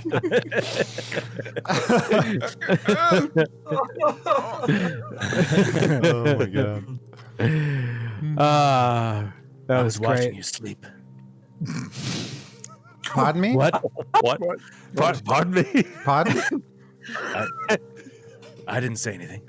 Hmm. What? Did you say something? You said you were watching us sleep? No, I did not. Hmm. Did not say that. All right. What did you say? It sounded like I was watching you sleep. Sounded very like that. I have no recollection of what you're saying. Hold on one second. Can I suggest a team huddle, maybe for the first time minus Hawkraven? Oh, sure. All right. All right. Hawkraven, just wait here. We're going to look at the ancient scripts we couldn't understand the other day without you. The back of his head, he's like, they're not even trying to hide it. Why don't you stand guard and watch the front door as we go investigate the other room? Yes. Gladly. We have to talk. We have to discuss important things like your surprise birthday party. Are you sure you don't want another cup of coffee? It seems like it's really you. Damn it, man! I've had all the coffee I need. Just let it go. All right, calm down. I'm sorry. Maybe you don't need another cup of coffee. You seem pretty agitated to me. I didn't sleep very well. It's all right. Let's find out what the script says. All right. So Arconis, you take your, what is it, an hour to... Yes, I do my prayers, my ablutions, and my singing songs of civilization. And I add comprehend languages to my repertoire. Spells. So now you look at the words and you go through the process of casting that spell and imagine what just looked like foreign symbols just coalesces into something that is legible to you. Ah. And you see crossed out faces of these other smaller, lesser necromancers, perhaps. Above them, phrases like ungrateful leeches, treacherous scum, unworthy of unlife.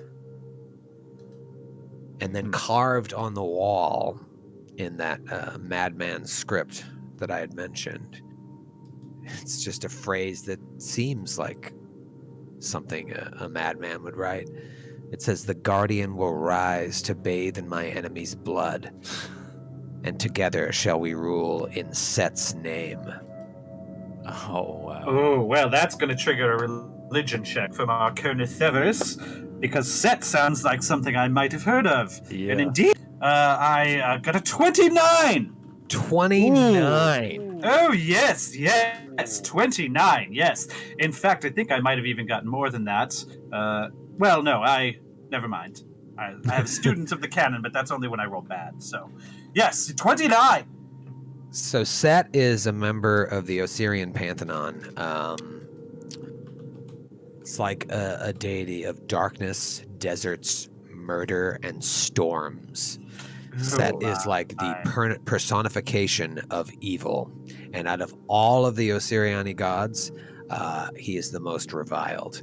He's usually represented by a humanoid with the head of a jackal. Yeah.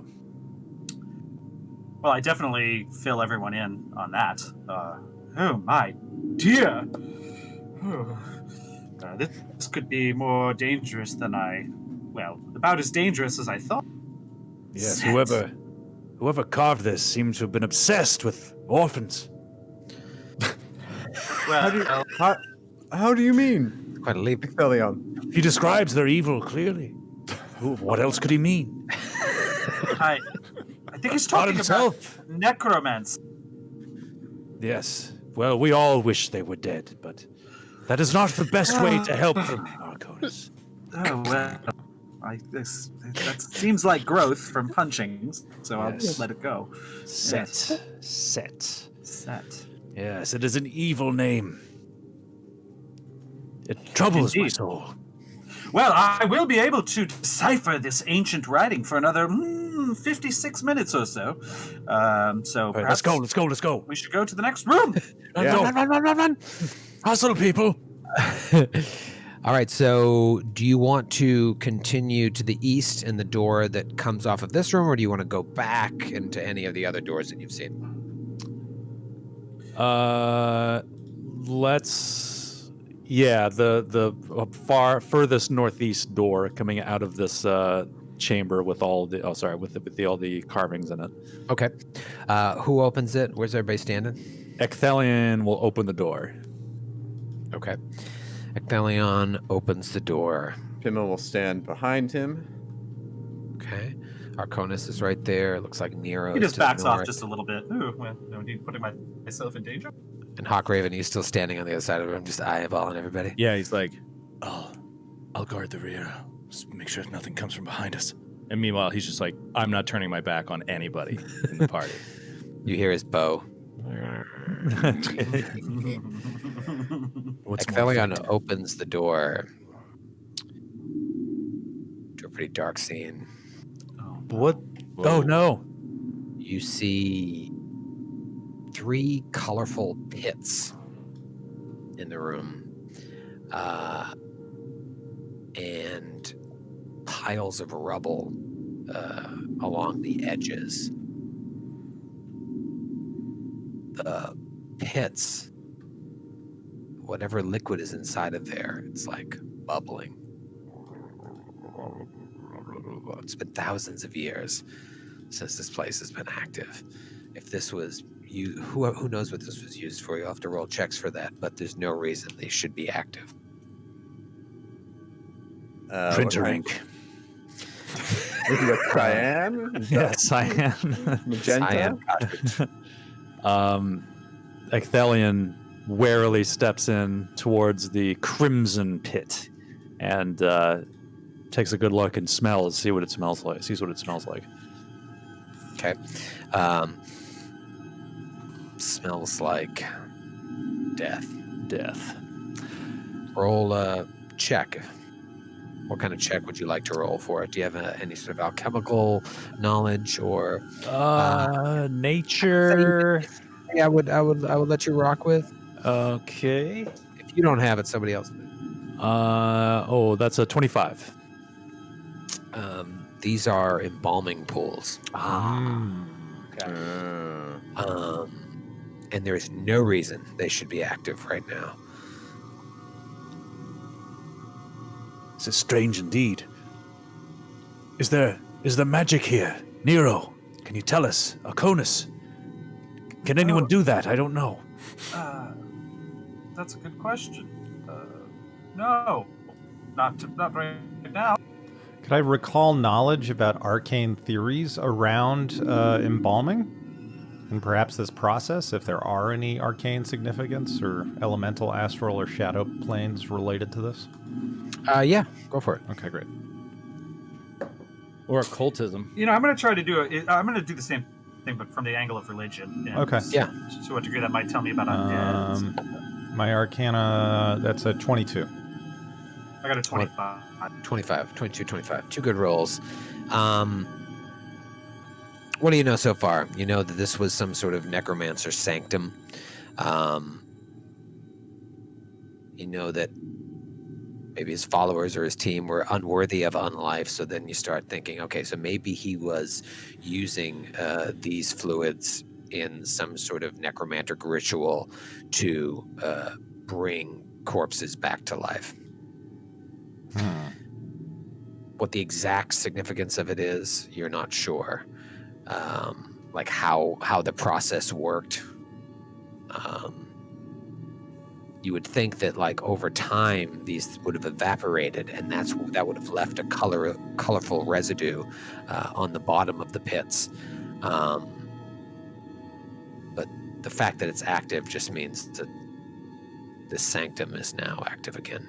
This chamber reminds me of Pulp Fiction. It similarly resurrected John Travolta's career, and it is now resurrecting corpses all over Osirion. Boo. That's right. No, don't boo. He's right. John Travolta's career was really in the crapper before that movie. Pima and Nero, you're in the room. Roll a perception check. 27. Nero, That would be a 16. 16.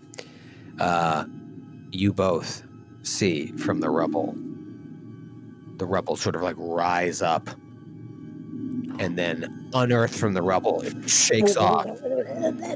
2 giant scorpions come out. Oh, no. Run towards you. Roll for initiative. Oh, Dun, dun, dun. Does that Do you perception roll count as our initiative? Yeah, do you want us to re-roll, or is that... No, you can re-roll it. Okay, great. Oh God. Oh, worse. Great. Oh, no, that's better. Let's see here. God, garbage. All night. I mean, Not under good. 5. All night. Not Yeah, good. they are. Oh, wow. Aren't they gross? Imagine Oh, those look at things coming towards you with their big spiked tail focused right down on you. And only Oh my 2 God. of you are in the room, right? Or is one of you? Yeah. Arcthelion, of us. Pema, and Nero. Yeah, 3 of us. One of the scorpions is sharing my square. Yeah, I know. I had him there Oh, before no. you walked in. So, now he's closer to me. wait, Octhelion's in there too. Okay, actually, sorry, I didn't see Octelion was there because I had them like on the GM layer. Oh, yeah. Okay. Got it. Move them both so they're not sharing squares with you. I would have had you roll that perception as well, Octelion. Anyways, Pima, 26. 26. Arcona 7th. 13. 13. Oh, lucky 13. And then Ew. Necromancer 2. Macthelion. 15. 15. Hawkraven Eagle Crow. 14. 14. Nero. Goodfence. 19. 19. What's your initial bone? 8. 8. Okay. Great. Beautiful. Let's talk about round 1 here. 2 giant scorpions come out. They got these tails coming right at you. You know they're nasty. And it is Pima's turn to act. Okay, Pima will rage. Yes, you will. Yeah, there we go. Excuse me, I'm starting to feel a little bit of something inside that makes me very angry. And she will stride up to the scorpion and try to hit it with my great pick. You do it in slow motion to the song Winds of Change. Yeah. Take me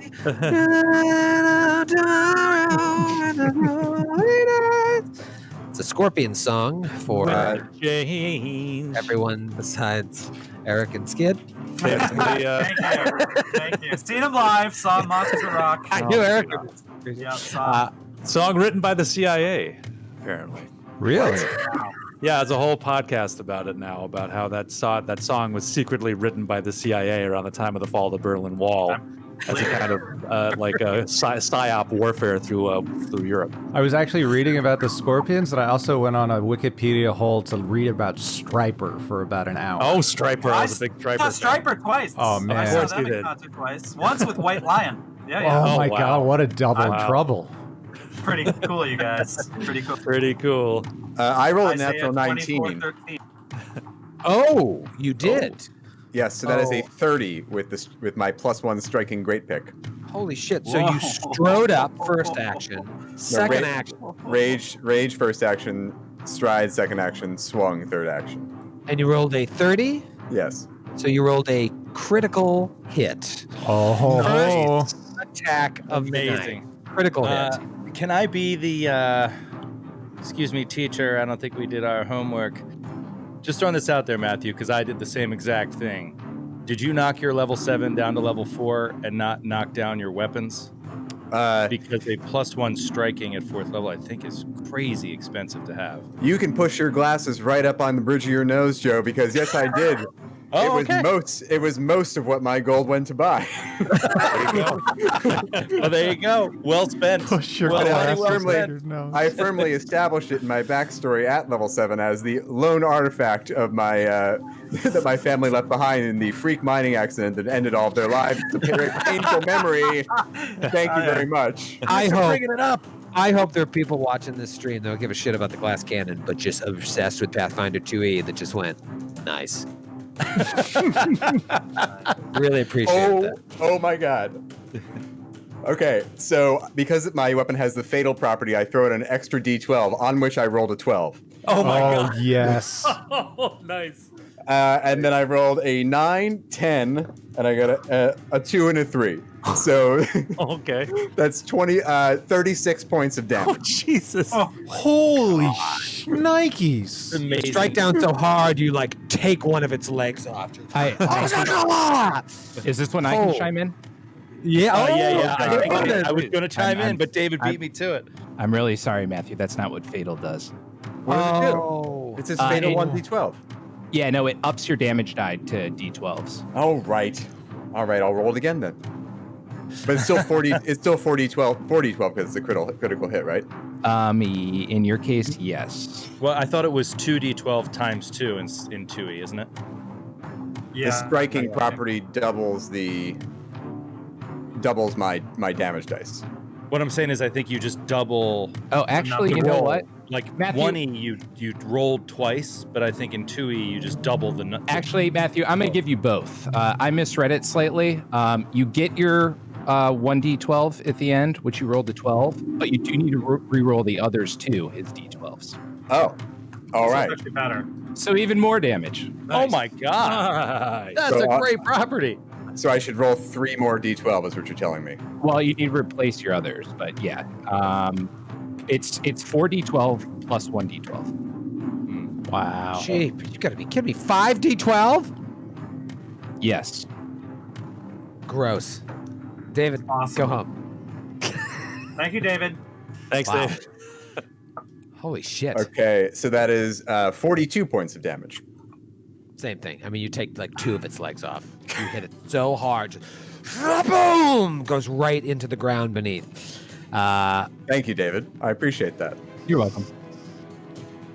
All right, it's its turn, and it's going after you. You're damn right. I bet it is. Let's do a pincer attack here. Let's start with a pincer. It's already right there, so 18 to hit. That is a miss. Nice. Damn it! All right, let's do another pincer. Ooh, that's going to be a 23. That'll hit. Okay, good. Bad things are going to happen now, right? Not great things. 9 points of damage, and you are grabbed. All right. I think with grab, I just want to check here for 2e. I'm here for you, Troy. Oh, thanks, buddy. It's an extra action to grab. Oh, so you don't get it free like you You do do in not. first edition. Okay. Out of those universal monster rules, which have been a problem lately. Yeah, I have it up like right now, and every I weekend see we the got- action thing next to grab. I just assumed you got it for free. All right, so then with its final action, it will grab you. So with one of its remaining legs, it wraps around and starts squeezing you. Now, by doing that action, I deal the damage again, right? No, it's Come on, David, give me something. Come on. no, it's just requirement was your last action was an attack that had the grab property, and then you automatically grab, and they're grabbed until your next turn, All right. unless they escape or something else. Yeah, I guess if I had constrict, then I would do the damage. Yep. But all right, you win this round, Winters. Good round though. Oh, you know what? Fucking Stinger has constrict. Anyways, all right. So the other one is going to come over to the party over here with Ecthelion and Nero, and it's going to strike out with a stinger. Oh no! Kind of like scampers up halfway on the one of the vats and on the floor, and just And Hawkraven is just like, poison him. Poison him. Get him. That's a pretty high roll. That's a 29 to hit. That is a hit, not a crit, but a Hit, not a crit. Okay, good. That's going to be 7 points of damage. Plus, I need you to roll a fortitude save. Okay, fortitude. Oh, come Fail it. on! Fail it. Ooh, natty 19. Damn it. For a 27. All right, you're fine. Okay, now I see what it is. These guys have constrict, but it's another action to do so. So I didn't have enough actions left to do that constrict. I can do it next time. Okay, so good hit. You're not poisoned. So it just it comes out again with the stinger.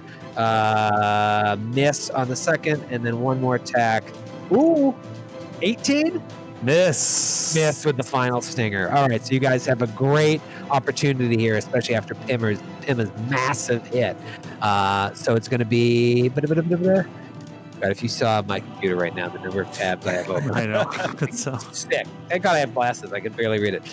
Nero's turn. Nero, this thing came right up, and luckily Ecthelion is standing there, so it gave you a little space for it to come after you. Nero cowers for a moment and realizes he has the advantage, and he is going to press the trigger of the crossbow in his hands and launch a bolt between the eyes of this evil scorpion.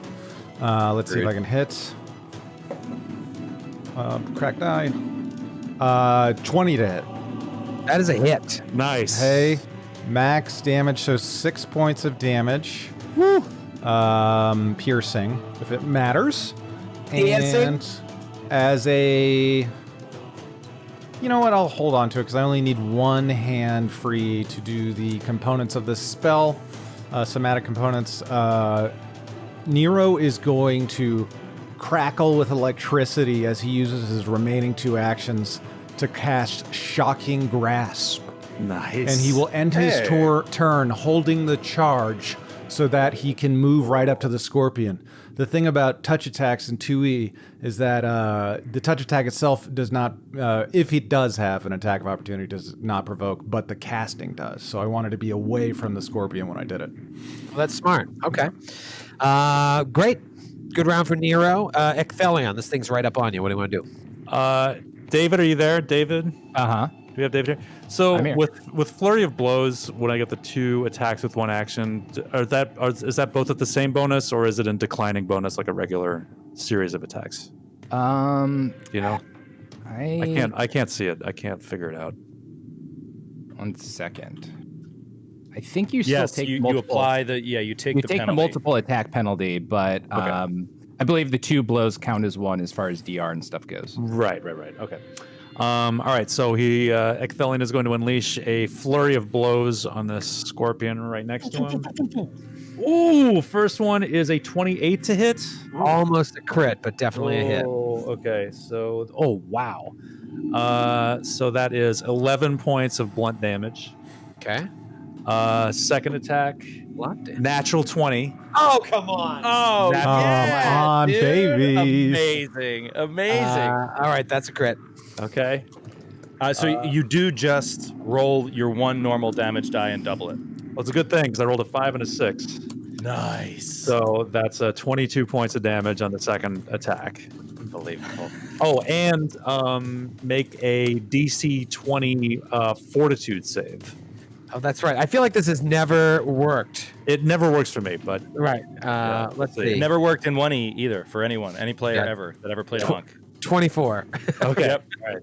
It's Stunning Fist. Is that what it is? Yeah, Stunning Fist. Yeah. All right. With my Still does, second, in 2E, that just happens as a part if you hit with flurry of blows. yeah, if either fist strikes with the flurry of blows, they have to make That's a cool. fortitude save or be stunned 1, or Correct me stun if I'm 3 on a critical failure. Correct me if I'm wrong. In 1E, stunning fist is its own thing. Like I'm gonna do stunning fist. Yeah, and you would get it like once per day at first level, right? Right. Like Yeah, And yeah, the DC was like do a 9. DC 9 save.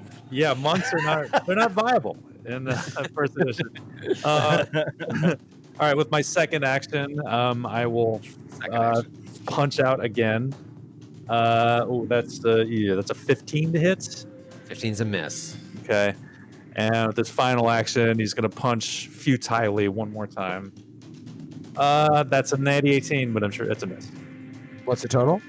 That Negative. is 16 to hit. 16. Yeah, that's a miss. No. No? 16 to hit?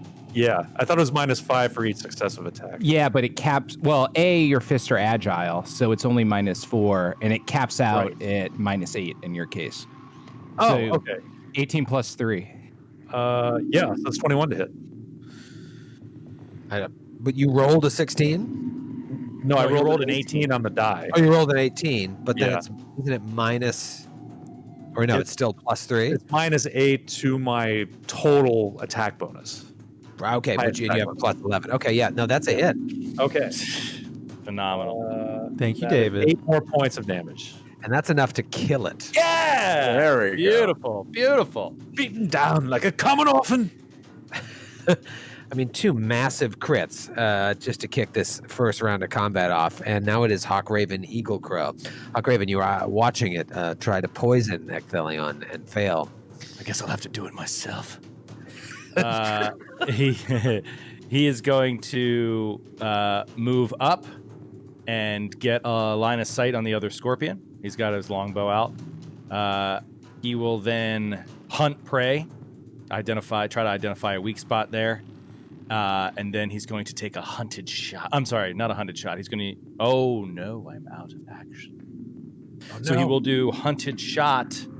And I'm assuming everything in here is dimly lit, right? Everything's dimly lit. Okay, so he'll do hunted shot. So 2 shots to end the round. First shot, fucking straight up fails on the 5 flat check. I rolled a 4. What an asshole! God, piece of trash, O'Brien. All right, and then second. So walk us shot. through that for people who aren't familiar with the 2E rules. Because you don't have dark vision and you don't have low light vision, you have to roll a flat check of 5 to see it. DC5 flat check on a D20 because the creature is concealed from me, and so I have an ability that allows me to ignore concealment on a hunted target, but it takes 2 actions. I only had 1 action left, so with that 1 action, I'm taking 2 shots. The first one failed. And then the second one, I rolled lower on the 2 hit, but I got the flat check. So I got the flat check, and the 2 hit ends up being 16. 16's a miss. Right. So he misses both, and that is his round. You got a lot going on. Your focus is all over the place. Maybe Arconis can finish the job. Yeah. By attacking these monsters and acting like I'm part of the team, I'm gonna fool them into thinking I'm not gonna kill them all. All right. So Arconis is going to step into the room and go into here. He's still holding his torch, so that should illuminate the room. Unfortunately, he's still holding his mace, too. So he starts to cast a spell and realizes he can't do that. Oh, this thing. And he just drops his mace. And he says, "Look out! They're scorpions! They're scorpions!" And that's his whole action.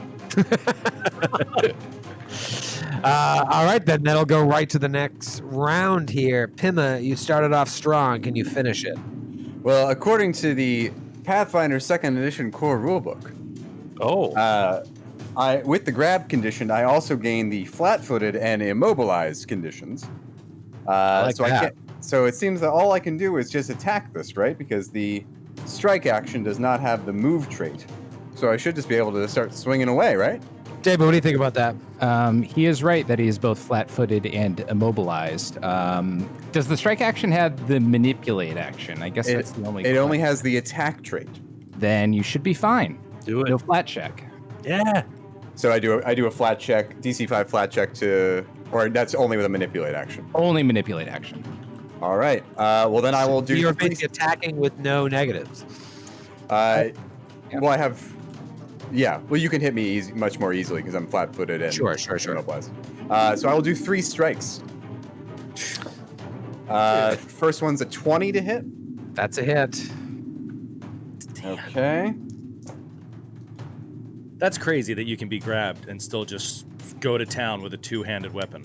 That's As if 23 nothing points of damage. different. Oh Uh, man! It's very dead. Very dead. Great. You did Everything turned 41 points of damage or 42 points of damage. The first 42 round? last time. Yeah. No, I mean, it's obliterated. Just you hear that crunch as your pick hits through its carapace and just and it falls to the ground. Green ooze just leaking out of the back of its stinger. And they both are dead in just over a round. Well done. Well done. Oh, so good. I So pick up good. my mace, put it in my belt. Pima will come out of her rage. Pima will ease out of her rage. I'm sorry I lost my temper there. Is everyone okay? Yes, we're fine. Except perhaps for Hawkraven. Hawkraven? Are you all right? Don't mention me. Oh, all right. Are you positive you don't want another cup of coffee? He steps back 10 feet into the back corner, bumps the wall, and then is like startled by the wall, and then just looks back at them as if nothing unnatural had happened. So where next? Should we keep moving through through the double doors and keep exploring this Yes. cursed place? Are there any hieroglyphs or anything to read in this room? No. Similar iconography, but none of the carvings in that previous room. Like this Meaning was a more room undead for stuff? utility. Yeah. No, nothing. This room just had a purpose, and it looks like it's being fired up to be used again. I And think we think that purpose had something to do with embalming? Embalming, yeah, but like embalming is possibly part of some ritual to resurrect. Yeah, you would think if it's in tune with what the necromancer was doing, then yeah, you think he was using these vats to perform some sort of ritual. I wonder if there's some strange connection to this reawakened ritual and the missing organs from the man in the antechamber. That's very mummy-like. I've read some books about mummies now and again, and they take out organs and put them in these little jars. So we should be on the lookout for jars. this is the They make second the night table. in a row we've spoken of canopic jars. Yes, we're Oh. always dealing with jars of the canopic variety. Yes. Okay.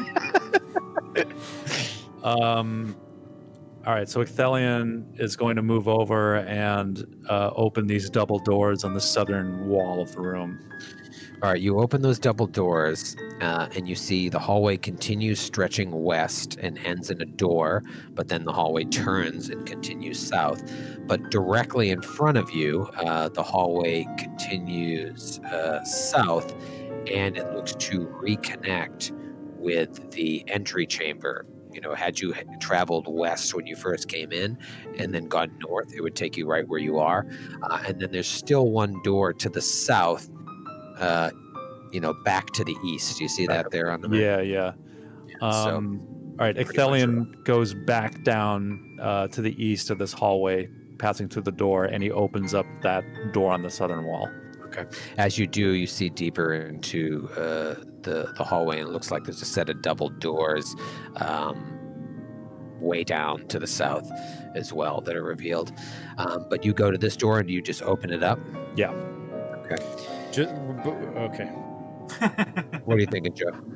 I just wanted to say that Hawkraven is secretly now come into the room since they have left, and he's looking around these embalming tools and everything, and he wants to do a perception to see if there's anything in here that could be repurposed as a poison for living creatures. Okay. See if you can find something. Oh, Yeah, that's a some sort of- 29 What is that, craft alchemy flavor or- check. or No, flavor just check? perception. I mean, to see if there's any fluids or anything that. I think if they were to drink some of this embalming fluid, that would really Right. fuck them up, so. Mess them up. Right. So I'm but you don't wondering if have there's the anything you don't have to around. know how to like make it as lethal as possible. But you're like, No, this no, would no, no, this would probably be bad if someone were to just drink it like it was Gatorade. no. Right. I'll put this in your coffee, Ecdelion. See if you like it. Could Yeah, go ahead, Nero. I should also say that Nero has a very stressed, worried look on his face because he has decided to continue holding the shocking grasp charge in his hand. And if he inadvertently touches anything with it, like if he trips and hits the ground or he forgets and someone gives him a high five, the spell will unleash itself. So he's just walking down the hallway fully charged. It's like being at home in wintertime with socks on and rubbing your feet against the carpet. And that's exactly like that.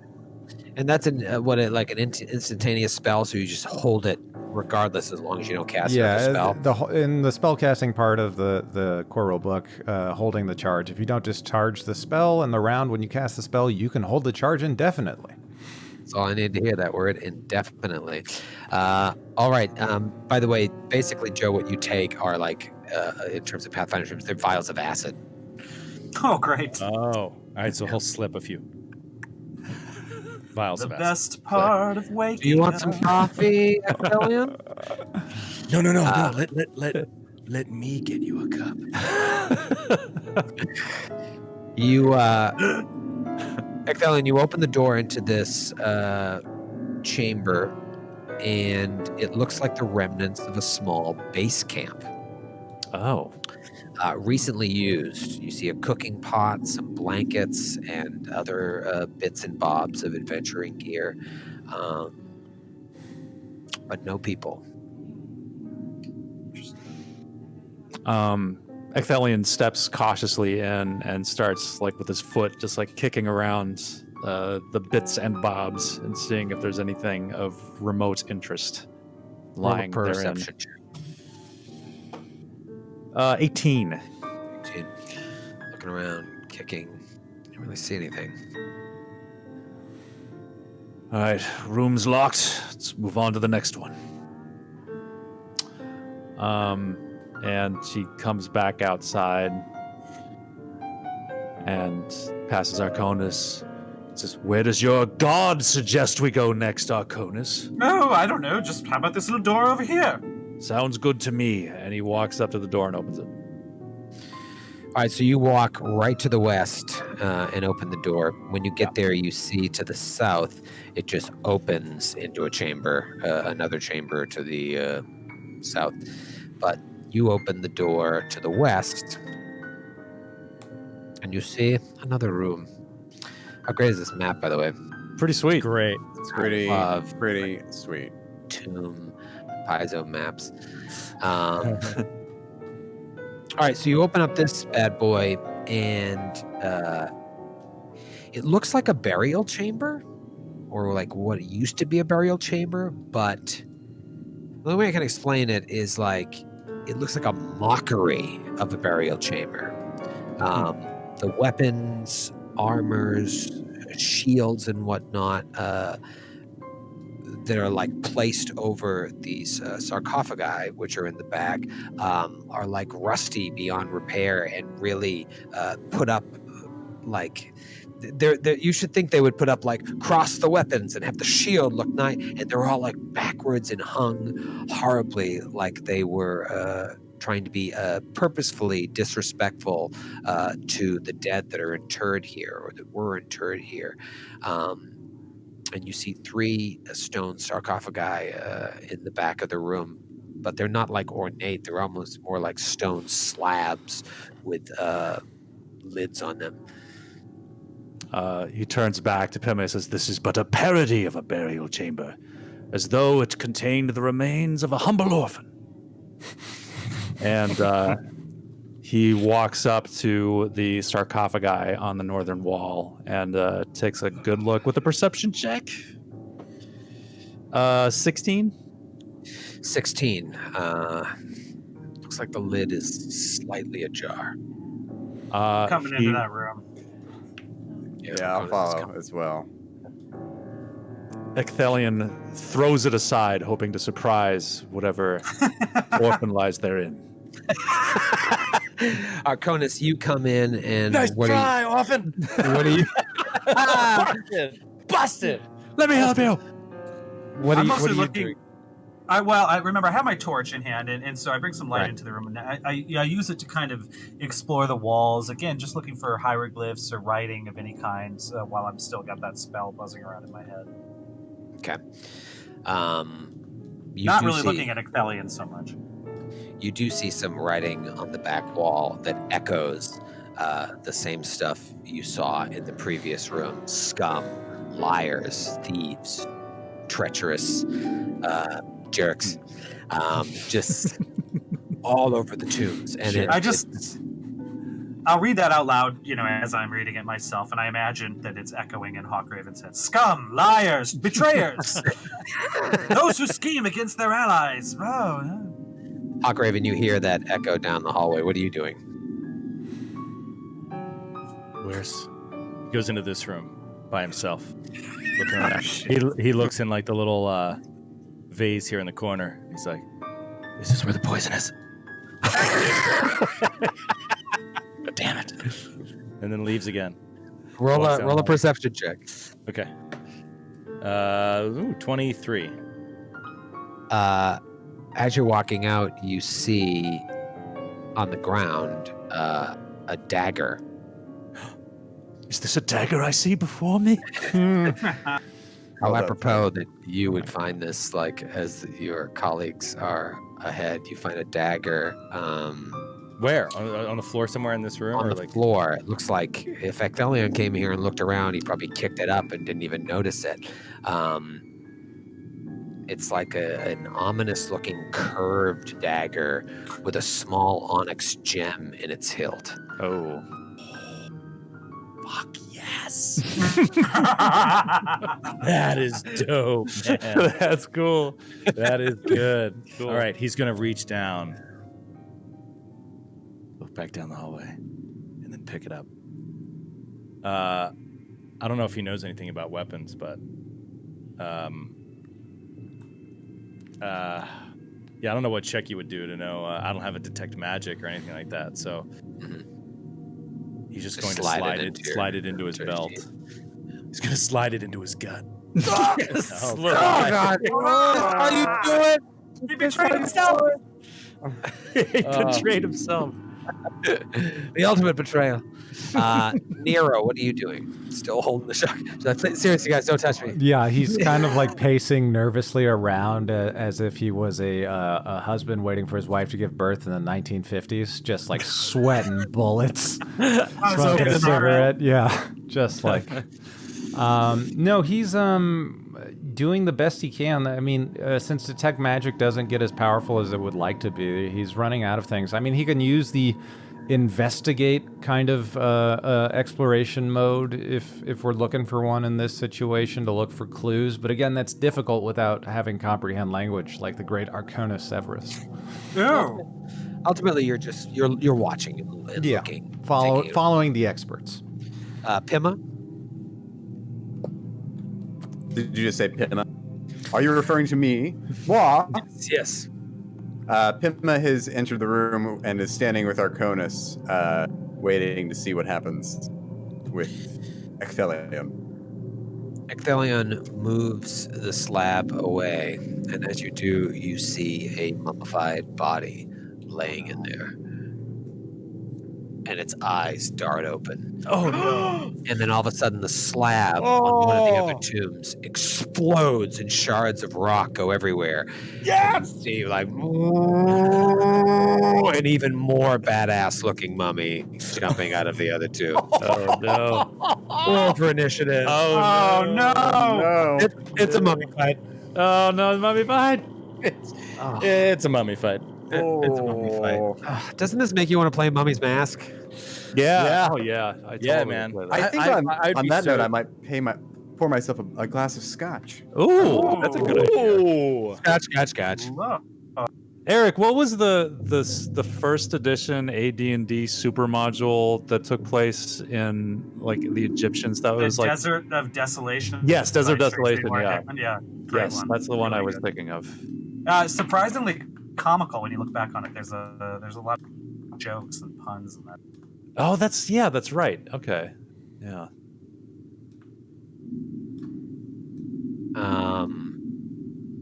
Just got a great note from David Winters. My map isn't completely correct because the other mummy is large. Oh no! Thank you, David Winters. No, thank you, David Winters. No big mummies. Hey, why don't you take the rest of the night off, David? You did great work. Yeah, you did great work. Really appreciate you giving us. Crack the time. yourself a cold one and kick back and relax, buddy. And shut up. Okay. I need a hot second here. Damn. Oh boy. I wonder what the significance of this dagger is. This like totally it's stabbed. Osirion style dagger. Well, I wonder if it's like you use it to kill the battle. I don't know. Let's see. This dagger stabs. Pimmo, what'd you get?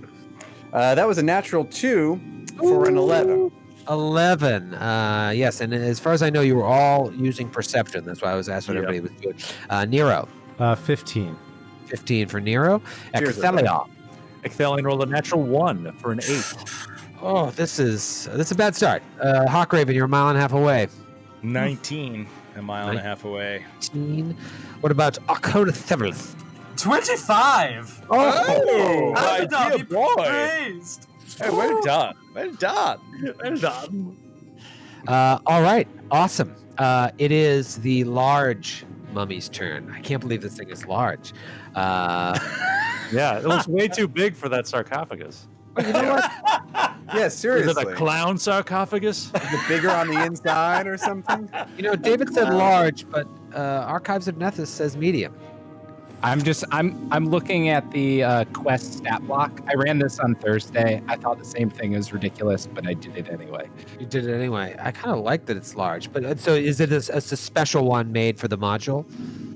It's honestly probably a typo, but Could just be a yeah, typo, but hey. I still went with it. Well, it's weird. I'm looking at it right here, and it says medium. So I'm gonna bump it back down to medium, like in the quest. In the quest, it's large. So weird. I'm looking right at it in the back appendix of the quest, and it says medium. Do we have two different prints? Maybe you got a weird misprinted one. Ooh, that's rare. Rare. A rare misprint. Yeah. You can sell that on eBay. Valuable, man. I'm gonna stick to medium because it actually fits more along with the story. So the first thing it's going to do is it's going to stand up from prone. That's its first action because they were laying down.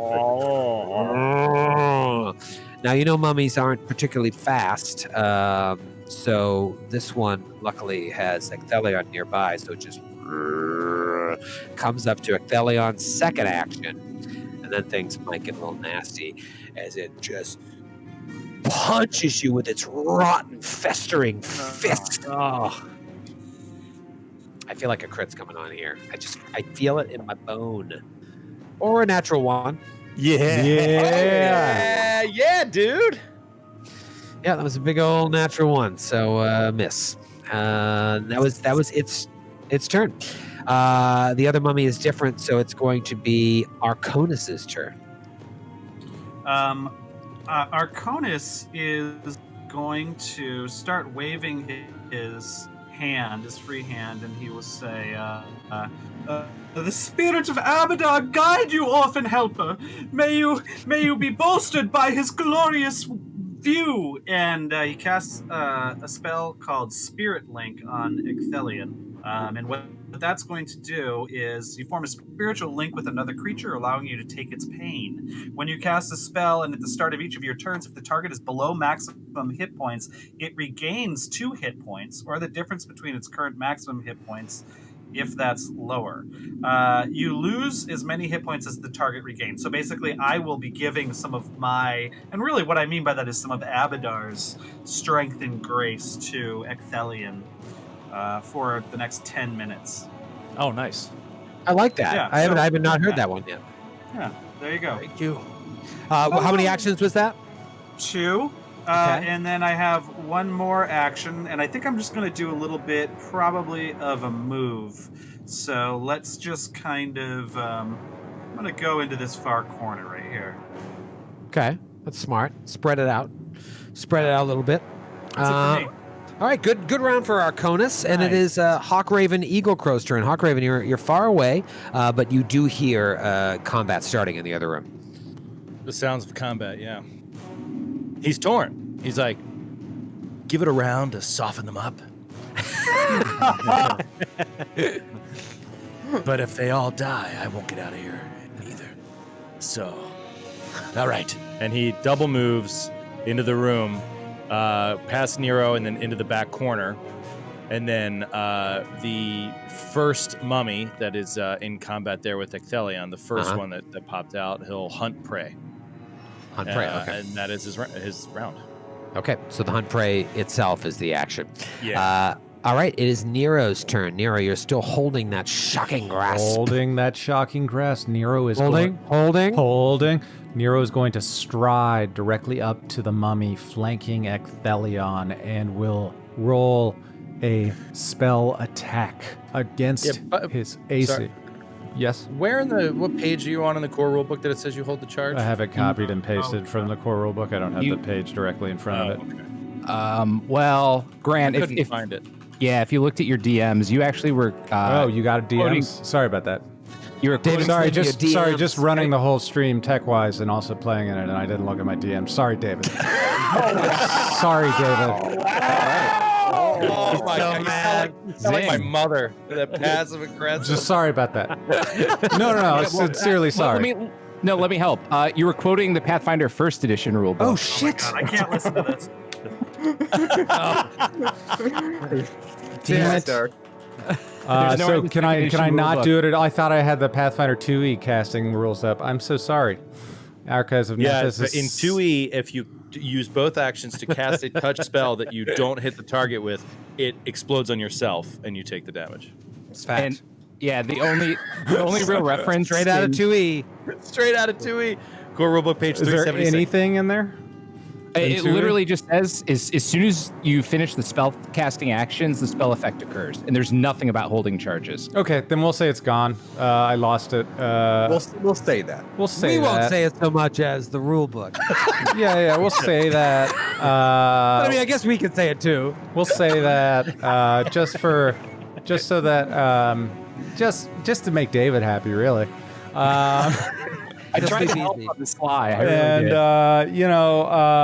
I think now I've moved my hands off the chess piece. So I'm gonna not attack the integrity of the game. So I'm gonna use one action to reload my crossbow, and then I'm gonna use an action to fire the crossbow. Okay. Hoping he has no attack of opportunity. I think loading Okay, would provoke. I'm not sure. All right, I'm not seeing an AOO, so I think you're all right. No reaction. Here we go. Okay. These things are slow, man. 24. 24 just hits. Oh, all right. Oh, no. Really? 2 points of piercing damage. I feel like you just got through. You said 2 points of piercing. Mm-hmm. Okay, yeah. 2 points of pierce? You definitely hit it, but you feel like it didn't even put a dent in it. Took damage, but like this is a bad mamma jamma. Yep. All right, it is the other mummy's turn. I'll tell you right now, this particular mummy is perpetually slowed like a zombie shambler, so it only has 2 actions. So its first action is just it lurches up, and then just tries to hit Ecthelion since he's standing right there. Let me just say, I've loved the bestiary of 2e with that kind of little things like that, like with the zombie. It's like it's always slowed. 2 action makes perfect sense. You can see why. Fantastic. Yeah. And David was right. It's supposed to be large, but the way I've like completely changed this module, it works better. Oh boy. You all right there, Troy? Oh, that was a lot. That was a 29 to hit. That's a hit. Not a crit though, right? All right, yeah, that would have been too much damage. Okay, that's going to be 13 points of damage. Just boom! It hits you with its fist. Hits you so hard that it pushes you back 5 feet. Oh no. And that Spirit Link, how much of that do I take? How much does That's not quite how it works. So you regain 2 hit points if you're down every round. It's like you almost have like a little minor regeneration. Oh, okay. All right. Cool. And then when you do that, it takes it from me. So Okay. we need to both be on the same page. I just looked just to make sure while you guys were chatting. Push is like grab. It's even though it's part of that thing. If he hits, it's considered an action in the Universal Monster rules. So Ecthelion, you aren't pushed. It just hits you. Actually, Troy, which mummy are you talking about? This would be the Mummy Brute. The Mummy Brute actually has the improved push feat, which allows it to do the push as a free action. Thank you. I saw the word improved as you were talking. I didn't know that's what it meant. That's what it means. Great. All right, so it hits you so hard. Imagine how big Ecthelion is. Big elf. Boom! Knocks him back 5 feet. And luckily, because it's slowed, that is its turn. And it is now Pima's turn. Pima, you were a hero in the last combat. What are you going to do here? Pima, seeing Ecthelion take all of that damage, is like, Maybe these guys have some unfinished business. And no! and she will rage, action number 1, stride, action number 2, straight up to the mummy furthest north, and third action, strike with her great pick. Strike me down with all your hate. Nah, that's gonna miss. 15. 15 is a hit. Don't always assume. Oh! Oh! This guy's Well. decidedly less badass than his counterpart. So that is a hit, friend. So that is going to be 15 points of damage. Okay. Do any of you have weapons that are like aligned, like evil aligned or good aligned or neutral aligned? Okay. Yeah, I have an evil aligned bow. Okay, perfect. 15 points of damage, you said? 15 points of damage. It is magical. It's a +1 striking great pick. You're but magical. No, it's not aligned. Aw. It is Ecthelion's turn. Ecthelion, you were the brave one. You were the one that walked in and bravely lifted one of these coffin lids. Thing shot up to life as the other coffin lid exploded. And now you are faced with 2 of these things. Luckily, your buddies have your back now. What do you do? He says, he shouts out, I know that you were desecrated in burial, likely because of your lack of parents. But let me help you back into the grave. And Flurry of Blows to start off with. That is a 28 to hit on the first one. Against the big dude, right? Because that's the only one you're in range with. And you said 28? Yes. That is the hit. Nice. And that is 8 points of damage. 8 points of damage. Okay, you feel like Nero too. Like, oh man, this is a big guy. He's gonna take some. He's gonna have to take some pain. Some pounding. All right. Second attack on the Flurry of Blows. That is an 18 to hit. 18's a miss. Make a Fortitude save. All right. All right. Not a great roll. 20. Okay, just made it. Really high for it. Yep. Okay. Second action, third attack, miss. Oh, actually, that is a. That's probably a fumble. That's a 5. Ooh, yeah, that is a fumble. How do we handle fumbles? They're not in the rules on a strike, you do whatever you want. I mean, it's just a miss by the rules. Yeah, we don't have the fumble deck or anything. Okay. All right, so just a really brutal miss. And third attack, miss again. Miss again on the third attack. All right, back at the top of the round, back to this badass mummy's turn. Something I forgot in the first round. Hands off the chess piece. I will now enact its despair aura. Everyone at 30 feet, you are frightened 1. Straight No up. save. Straight up, frightened 1. Seems like a lie. Sort of like him being medium. Let's see if you're paralyzed, though. That I'll let you roll a will save for. Oh, God. Oh, Yes. Oh, you know how I love paralyzed. That's my favorite. Let's see them will saves. Here's a good thing. If you pass, you'll be immune for 24 hours. 22 for Pima. Made it. 16 for Ecthelion. Did not I'm make getting. it. Oh no. 27 for Arcona. Made it for Arconis. Good fence. 24? Yes. Made it. I'm going Atlanta die. Joe Beautiful Eagle Crow? case. My Atlanta D20 because I cannot be paralyzed. No, sorry, I can't let that 26 happen. if it matters. I just want to point that out before Joe fails.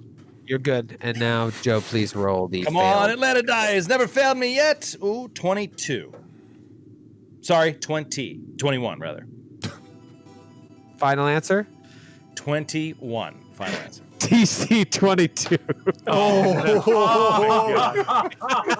I pointed to the to the left outfield, and then I just hit a homer. The best part is you said 22. No, 21. Oh no! You know what? You piece of shit. It's -1 from fatigued. That's why it was 22 and then 21.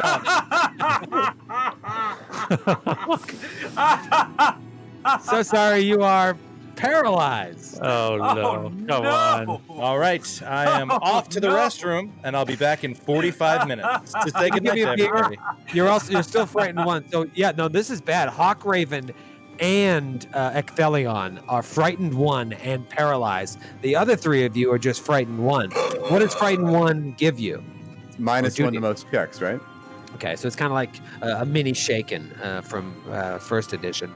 You take -1 to all your checks and DCs. It's amazing. Unless specified otherwise, at the end of each turn, the value of your frightened condition decreases by 1. Oh, nice. Not here. Oh, It is because it's an specified aura. otherwise. Okay. Yeah. Yeah. What gets you out of paralyzed? Oh, Troy. Death. You're so Death? sweet. Think about that while this thing just Nothing starts gets you out of paralyzed, Troy. That's what punching paralyzed to death. is. All right, it's gonna Maybe punch. a cleric. Powerful It's gonna cleric. punch Nero to start. Oh no. Oh boy, bless you. 27 to hit. Yeah. Yeah. Not a crit though, right? 10 over is the crit threshold, correct? Yeah. No, it's not a crit. Oh, good for you. All right, not a great roll. 10 points of damage. Oof. But I need you to roll against mummy rot. So give me a fortitude save against mummy rot. That is going to be a 16. You got the rot, bro. Hey, it's stage 1. Stage 1, you're a carrier with no ill effect. Oh, great. For now. Okay, second attack, it will go and try and punch Ecthelion, son of Igor. Where's my fist? Okay, it's going to be a 22 to hit. It's a hit. Oh, God. For 11 points of damage, and now you roll a fortitude save. Okay. Ooh, 23. You're all right. No mummy rot. No mummy rot. Okay, it's got one more action. Thinking just one more fist. Fist of Fury. Yeah, we'll do one more fist at Nero. Miss with a 9. Excellent. Oh my god. Boom! Down on Nero, inflicts mummy rot. Boom! Down on Ecthelion. Ecthelion, even though he's paralyzed and frightened, is able to stave off mummy rot. Arconis, you see that Hawkraven and Ecthelion are paralyzed. Yeah, that's not great. I call upon. Well, first thing I do is I move to here, and then I call upon. Well, actually, the first thing that happens is Ecthelion gets 2 hit points back, and I take 2 points of damage from that spell. Then the second thing is I move, and then with my 2 remaining actions, I am going to do a ranged heal targeting the big mummy 2 squares above me. Ooh. And so I'm going to shoot some healing on him, some positive energy. He gets a DC 20 basic fortitude save against this damage. Okay, and this is the badass one? Yeah, the badass one. Yep. I made it. Ugh. Okay, so he takes 7 points of damage. Okay. Got a nice note here from David that Joe and Skid will be happy about. It is 1 round of paralyzation. Oh, okay. Oh. That's much more reasonable. Otherwise, Welcome back. might be a TPK. You're my paralyzation. All right, so Arconis gets up there with his final action, is able to do 7 points of damage. Hawkraven, you are paralyzed, so you have no actions, right? No, that's not true at all.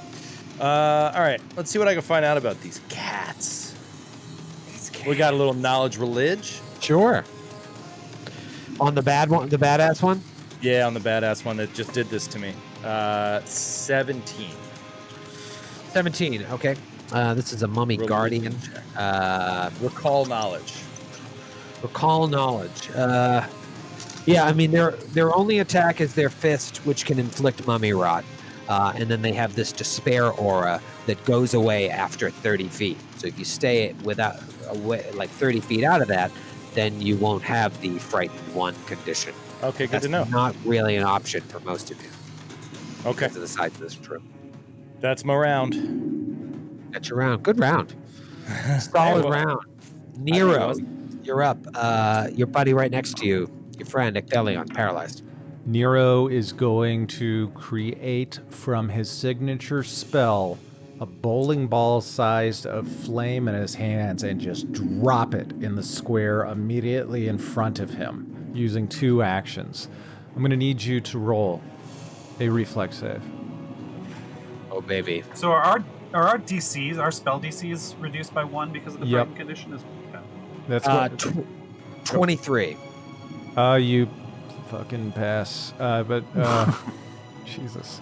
It only has results for failure, critical failure, and critical success. So I'm guessing creature is ineffective. I think you take half damage. I think it's just missing here. Okay. David, if you want Which spell was it? it is the old flaming sphere. It wasn't a critical success, it was just a success. I don't have regular success Yeah, listed. it's flaming sphere. It's each creature must attempt a basic reflex save, which is double regular, half no. So yeah, it'd be half damage if you Okay. just pass. Great, here it comes. Okay. That is 15 points of damage, so 7 points of fire damage to this creature. Okay. After it gets halved. And you see it like really yell like the fire did extra damage. Yeah, it's vulnerable. All right, then Nero's going to dig deep and use a focus points, and with a flick of his wrist, flame elemental matter whips out of his hand, and I think this is an auto hit. Make a spell attack roll. Okay, so spell attack roll against your DC. So that is a 25. It's my AC? Yes. And I believe That's a hit. Okay. If it's against my AC, that's a hit. David, also, if you have a second and we don't make any other mistakes, I think that spell attacks have a different, like they ignore armor or something. I can't remember. But it's a hit regardless. So that is going to be 8 points of damage, 8 points of fire damage. Nice. I yell out like it took extra damage. Okay. The gentleman in the back, you have a question? Yes, speaking of mistakes, I realized that with the 2-action version of heal, I should have had a +8, and since you saved, so he takes 4 more points of damage from my attack. 4 more points of damage. Yep. Okay, Nice. all right. So you guys have actually done significant damage to this creature, which has a lot of hit points. All right, good round for Nero. Nero, it looks like he's exposed a weakness of at least this creature. Maybe the other creature shares that weakness. You don't know. It is that other creature's turn, however. You know he's slowed. He's only got 2 actions. Where are we here? All right, Pima. Let's give it to Pima. Let's How you really give it to Pims. Here comes the Fist of Fury. Oh, baby. Gotcha. 29. Yep. That is a crit because I have That's raging. Crit. It's critical So success. I just straight up double this D12 plus 5 damage. Whoa, yep. Whoa. A 3 on a D12. Is there a worse fucking roll? Yeah, 2 on a D12. Yeah. All right, so 16 points of damage. Eric, yes, a question in the back? I just realized I'm wrong. That extra bonus only applies to healing living creatures, so sorry. So heal 4? So yeah, he gets 4 back. Sorry about that. Ah. And in healing your mummy, you actually lose another 4. Hey, Hits David. you.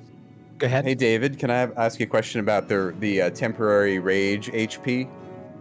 Oh, that's it's a little fringy even for me. Still haven't. Hero Lab is telling me they didn't replenish after I came out of the rage and then raged again. But that seems weird to I me, but assume they would replenish. Yes. I would assume too. Okay. Sorry. Thank you for allowing me that question. It pushes you back. It's like class. And then, now I see why it would be important that this creature was large, because with its final action, it has to move up to you, whereas if it was large, it would have to reach to be able to hit you from 10 feet away, thereby forcing you to take an action next round to move up to it. But I said it's small, so it's going to stay medium. That is its turn, and it's going to be Pima's retort.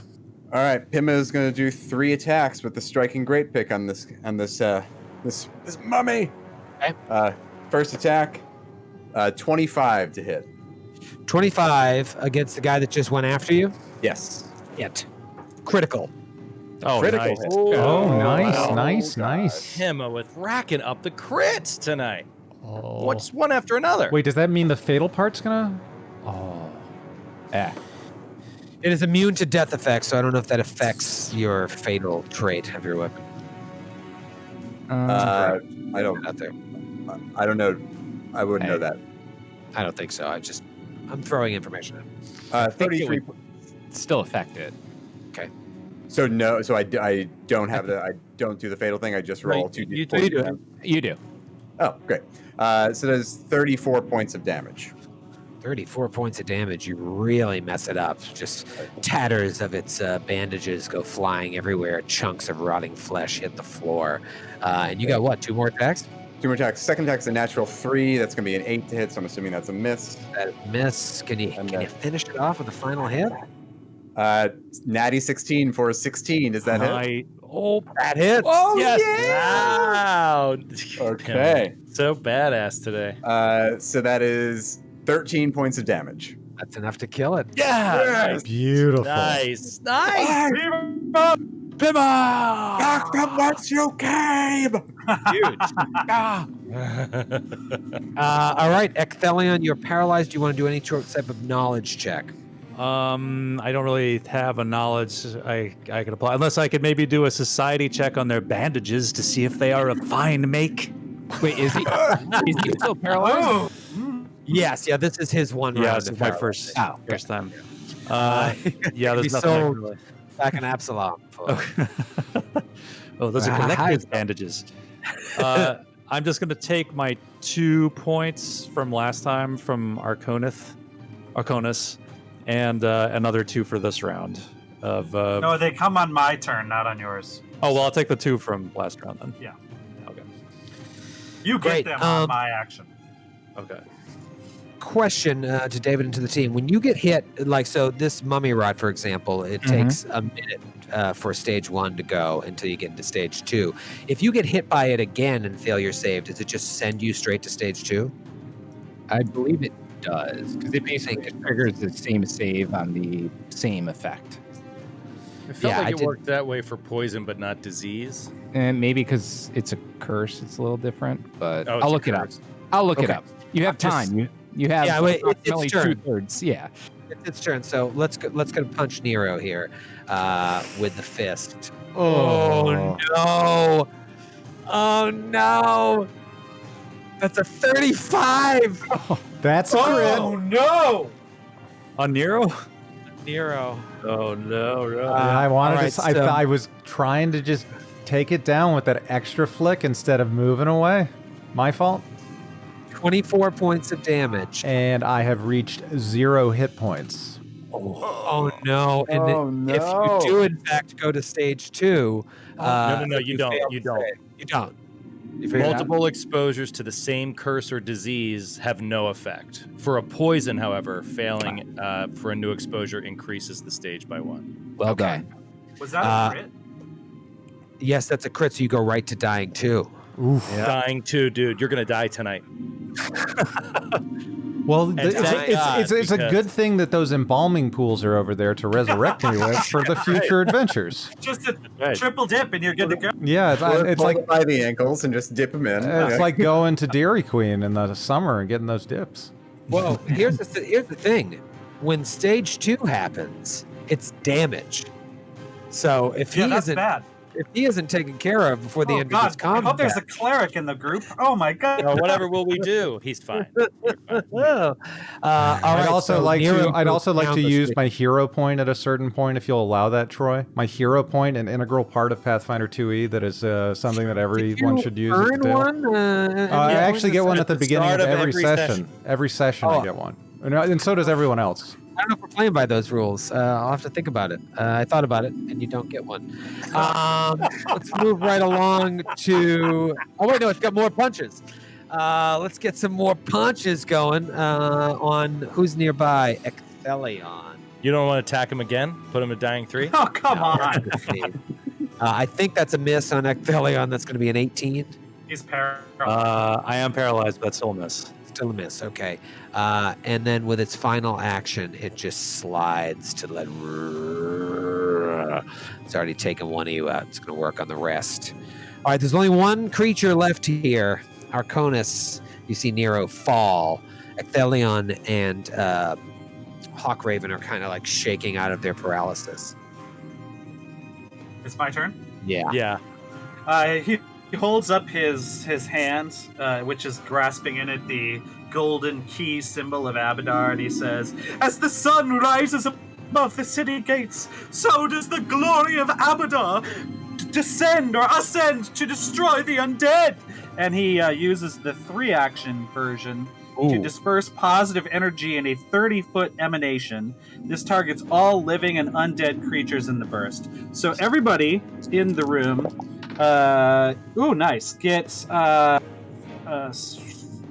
16 points of healing. Yeah. And I guess that undead gets to do a basic save against that. A basic will save. Yeah. Yeah, so in 2e, you don't have to choose if you're harming or hurting It's a anyone in the fortitude. radius. No, well, Takes it, yeah, right? it's a fortitude save, to be clear, not a will I like save. that. It's DC. I like that. I guess it'd be DC 19 because I think I'm still frightened, so... I made DC it. 19. Okay, so you Made take it. 8 points of damage. 8 points of... Yeah, but all the heroes get 16 points of healing, and then also if you were wounded still before that healing skid, then you get another 2 from my spirit link. Oh, yes. Thank you. Okay, no problem, and then I take another 2, and that's my whole action. Okay, question. Can you take healing when you're cursed? Like you are from mummy rot? I don't know why about not. Mummy Rot. I'd have to look at it. I don't see No, you can't. The first line of mummy rot. This disease and any damage from it can't be healed until the curse is removed. I skipped right over that first sentence. Any right, damage. no, any only damage damage from from the it. Damage come from it. But didn't he? Oh, yes, fine. So next, if he makes it though to stage 2, that's not going to be good. Yeah. Yeah. So you're here's the healed. good thing. A You're creature killed by mummy rot turns to dust and can't be resurrected except by a 7th level resurrect ritual or similar magic. Oh, So at least that you is won't have good to news. carry his body back. You could just leave it to dust. Yeah. Great. Wait, so did I get the healing or no? Yes. Okay. Yes. Yes, you did. Great. If you took the stage 2 damage, then you would be unable to heal from. Yeah, this is still not a great situation. All right, so now you are awakened and it wounded 2, Okay. right? No, I'm asking. Yes. Yes, I'm awoken. I have 16 points, and wounded 2 is the status you're in after you leave dying 2, correct? I believe so. You Yes. okay? All right. So that was Arconis' turn. It's Hawkraven's turn. Hawkraven, you shake out of the paralysis. Okay. I think you might be wounded 1.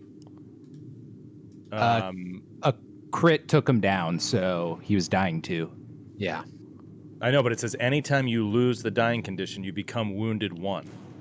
It Anytime. doesn't say. Yeah. It doesn't say you become he's wounded 1. Wounded if your okay, dying great. value. Oh, okay. So you don't take wounded per point of dying. No, you just take a wounded like each time you gain the dying Okay. condition. I wonder if maybe in the Right. play test it Yeah, wasn't it might like have that. changed. Yeah. Okay. Cool. All right. So you're only wounded 1 Yeah, and frightened 1. got him. Joey, talk to me. Okay. I guess I'll just fire. Yeah. So I'm gonna take 1 juicy shot at this bad guy. Here we go. Using my ability, Hunter's Aim, and I will ignore the concealment of low light in this room on this dude. And get a +2 to the attack. There we go. 28 to hit. 28 to hit. Hits. Beautiful.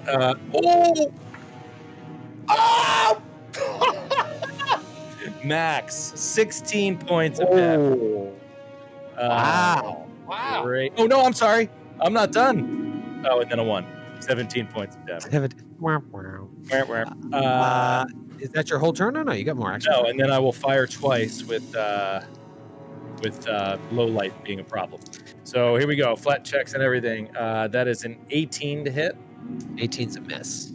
And another miss. So miss on the second 2 shots. All right, but one hit came off. Nero, you are awakened. You are prone. You are wounded 1 and frightened. Nero will take an action to stand from prone. Nero will then move away from this creature that almost killed him with a stride action. And then Nero will... Sorry about this. My cantrips. There we go. No, it's 2 actions. He will just spend an action reloading his crossbow at this point. Okay.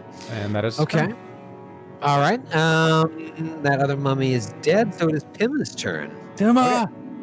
First action, Pima will stride to get into better position to flank the mummy. Nice. Okay. And then we'll spend the rest of her turn swinging her beloved great pick at it. You got another crit in you? I don't know. It's very high AC. Very high Let's AC. see. Well, now he's flat-footed from flanking. Flat-footed. No crit. 21 to hit. No crit, so it's a -2 to his AC. Yep. 21 to hit. Hits because it's flanked. Nice. Sweet. Okay, that is 15 points of damage. Ooh. Okay. Wow. Huge. Okay. Second attack. 16 to hit. Miss, I'm assuming. 16 misses on the second attack. Don't let this thing come around for another round, guys. Don't let it come around. Ecthelion, you're awoken. Finish it, Ecthelion. Ecthelion, they need you. So Ecthelion shakes the paralysis off, and he's, while he was frozen there, he was thinking, he's torn. This is an emotional struggle for him because he knows that killing a mummy will only create more orphans. And he also has a flashback to when his own mummy was killed in front of him. Yet he steels himself and unleashes a flurry of blows. First one misses. Second one, that is a 20. That is a 20 to hit. 20 misses. God. All right. Third attack, 21. 21. Is it flanked? Yes. Is it flat-footed? Yeah. It is. That is a hit. 8 points of damage. Huge. Okay.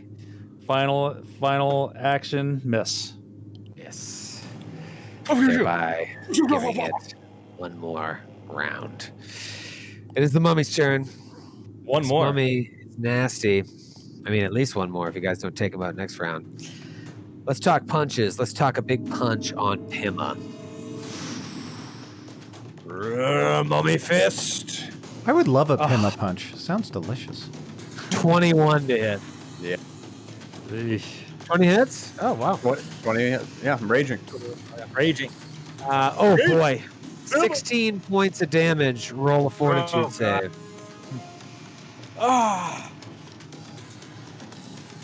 Natural 20. Oh, nice. Critical success. Nice. Second fist comes at you again. Oh, right out of the box. Let me roll my even better die. Oh, natural 2. Misses. Let's give you one more fist. 19. Yeah. Oh! Oh, no. 14 points of damage on that third fist. Another fortitude save? Another fortitude save. Yeah, I don't think you're immune to it if you pass. I'm not sure. I don't see that. Like, some things like, if you pass it once, you're immune for 24 hours. I'm not seeing that, David. You can jump in if I agree. The aura, you can't get paralyzed again, but here you Right. can keep getting exposed to the rot. Natty 19, 29. Wow. not even fucking worried about it. He's a dwarf, dude. Arconis, you are up. This thing it's got some legs left, but you guys are doing a number on it. May the rays of Abaddon's grace continue to shine! Well, first thing happens is Ecthelion gets 2 more hit points if he needs them. Yes, thank you. Okay? I take a little bit of damage, but I don't show the pain. And I hold aloft my magic key and bathe the room in healing energy. Oh, that heals. Oh, geez, not great. Only 6 points of healing for everybody. And he gets a basic save, DC 19. I think I If he failed. makes- I rolled an 18. I rolled really low. So Okay, so he takes 6 points of damage. okay, Beautiful. great. And was that a 3-action heal? Yeah. Okay. All right. So that actually worked out perfectly for you. Obviously, you would have liked to roll a little higher, but you A take lot what higher. you can get. Hawk, Raven, Eagle, Crow. Same thing. Here we go. First shot. There we go. 27 to hit. Oh, that's good. That's good. That's fantastic. 19 points of damage. Oh! 19 points of damage. Uh-huh. You kill it. There we go. Abaddon Plus 2 to hit. No concealment. I love this hunted shot. No, it's not hunted shot. What's it called? Hunter's aim. You kill it. Now, you know that Nero has been affected by this mummy rot. I think everyone else is fine. You have seconds before stage 2 comes. Is there anything anyone can do? There is something I can do. It's not super awesome, but it might be helpful. Nero, come. Yes. Let's see here. Oh, wait, do I actually have this? Give me a second. One thing I'm going to do regardless is I'm going to go up there, and despite the fact that I think he's going to kill me, I'm going to be the better man, and I'm going to treat wound. Nope. Let's wait till after because that takes 10 minutes. So let's see if he starts dying right in front of my face before we treat him. Yeah, I don't know, man. Because the I treat need- wounds will get rid of your wounded condition. what's the spell we're looking for? Remove curse. Just remove curse. Yeah. Probably, yeah. Do. He gets another save, though, right, David? He does. Yep. Same save. Because I'm trying to see if there's something I can do To help him improve with the that. save. I mean, remove curse. Oh, you know what? Just give me the save, Doug. Unless you can think of something, Eric. No, I've really got nothing, unfortunately. You can always I use could- your hero point to roll twice. If you have a disease, if you give me 8 hours, I can tend to you, but I don't think we have that. Let's go for the first one. If you make this, you won't have to deal with it for another day, right, David? Well, he's stage 1. So wouldn't this would this cure it though? Or Yes. no, because it's the curse. Yeah. Oh God, I don't know. But you won't have to worry about it for this adventure. But if you fail, you're just gonna take damage and some other stuff. Well, So let's roll the dice. You ready? What is it? Roll the dice, bro. That's what we're here for. What are we doing here? We rolling dice or not, bruh? You know what we're doing? We're going long. For Okay, PaizoCon. Brah, brah, brah.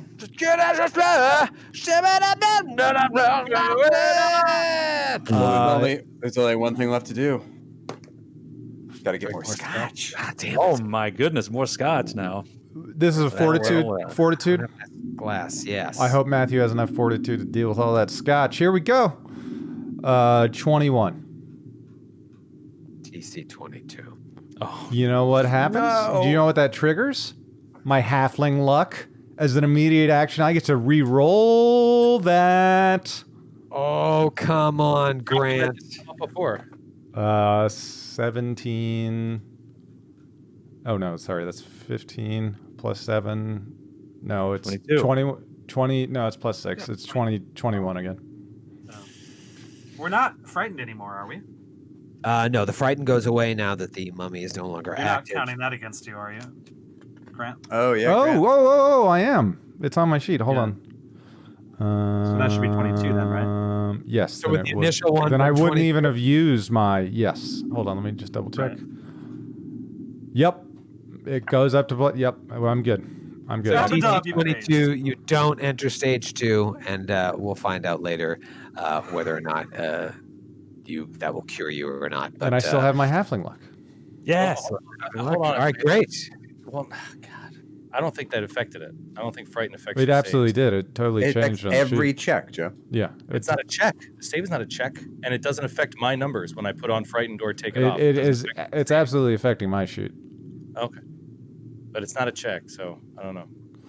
It's affecting my fortitude save directly on my sheet. So if it's not active, the sheet did it. So with it off, it's my normal fortitude save. So my fortitude save is +7 instead of +6. Yeah, mine too. Mine's normally a +8 with frightened on. Yeah, It's I'm +7. I'm pretty sure saves are checks. Yeah, it affected mine as well. Yeah, it does not affect mine. I'm doing it over and over. All I right. don't know. Weird. Do you have the 1 typed in? That's Yeah, it says frightened 1. Odd. Well, Curious. all right, huge, great, good for you. You have defeated these mummy guardians. Who were they? Who knows? Are Is they there- fresh mummies? Were they the followers of the necromancer, or someone else? Is there any check we can do to see if they're wearing any residual clothing or? Oh, if there's any words on the wrappings, like They're a all, palimpsest? it's just all wrapped in normal burial wrappings. The one clue you have is that Arconis is able to recognize the same slurs and Oh, just shitting on them. Ecthelion leans down. He says, "Let's find out who you really are," and he unwraps them. Just a it's just a card. Love it. I figured it out, by the way, and this is a fun rule thing that I What? had forgotten. What? I was fatigued, and they don't stack. So frightened doesn't stack because they're both status penalties. So any status penalty doesn't stack with another status penalty. That would make sense. So Cheers to that. fun to Cheers. rule. Awesome. All right. Let's just let's get out of here. Oh, you go first. Okay. So, South. Sorry for getting a little angry there, everyone. Ecthelion, are you feeling good enough to go first? I feel great. Arconis' non-existent god gave me the strength on. What? And he walks into this room to the south, like just outside the door. Oh wait, did we search this room? Did we search? oh it? yeah, let's search the room. Yeah, we searched the room. Meanwhile, I should probably heal myself. I'm down a good chunk, so I'm gonna do. What's that, Troy? I didn't say anything. So I'm going to treat wounds on myself, and I make it. And not a great roll, but I get some back, so that'll be helpful. Great. Meanwhile, Ecthelion, or you did a perception. Did anybody roll perception?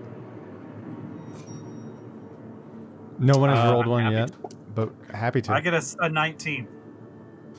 Okay. 22 for Ecthelion, who goes back and searches the room. Right. Yeah. You guys don't find anything of interest. Okay. All right. You move on to that room to the south. There are no ways out of that room. It is just a singular chamber, and there are 2 statues. You see, they're depicting robed skeletons, each of which are pointing at each other. So there's one on the western end of the hall and one on the eastern end of the hall, and they're just pointing at each other. And Ecthelion looks in wonder and he says, "It is an ancient tribute to that Spider-Man meme. Let's move on." And he leaves the room and he goes back down to the double doors down that we saw off the main chamber that we entered through. Okay. Arconis is going to step into that room, and not any further than Ecthelion did. But again, I want to just, while I've still got that comprehend languages, I want to see if there's any writing on the walls or anything like that. The On handwriting. the base of the statues. Yeah, you look and you don't see anything. Anything of note. Okay.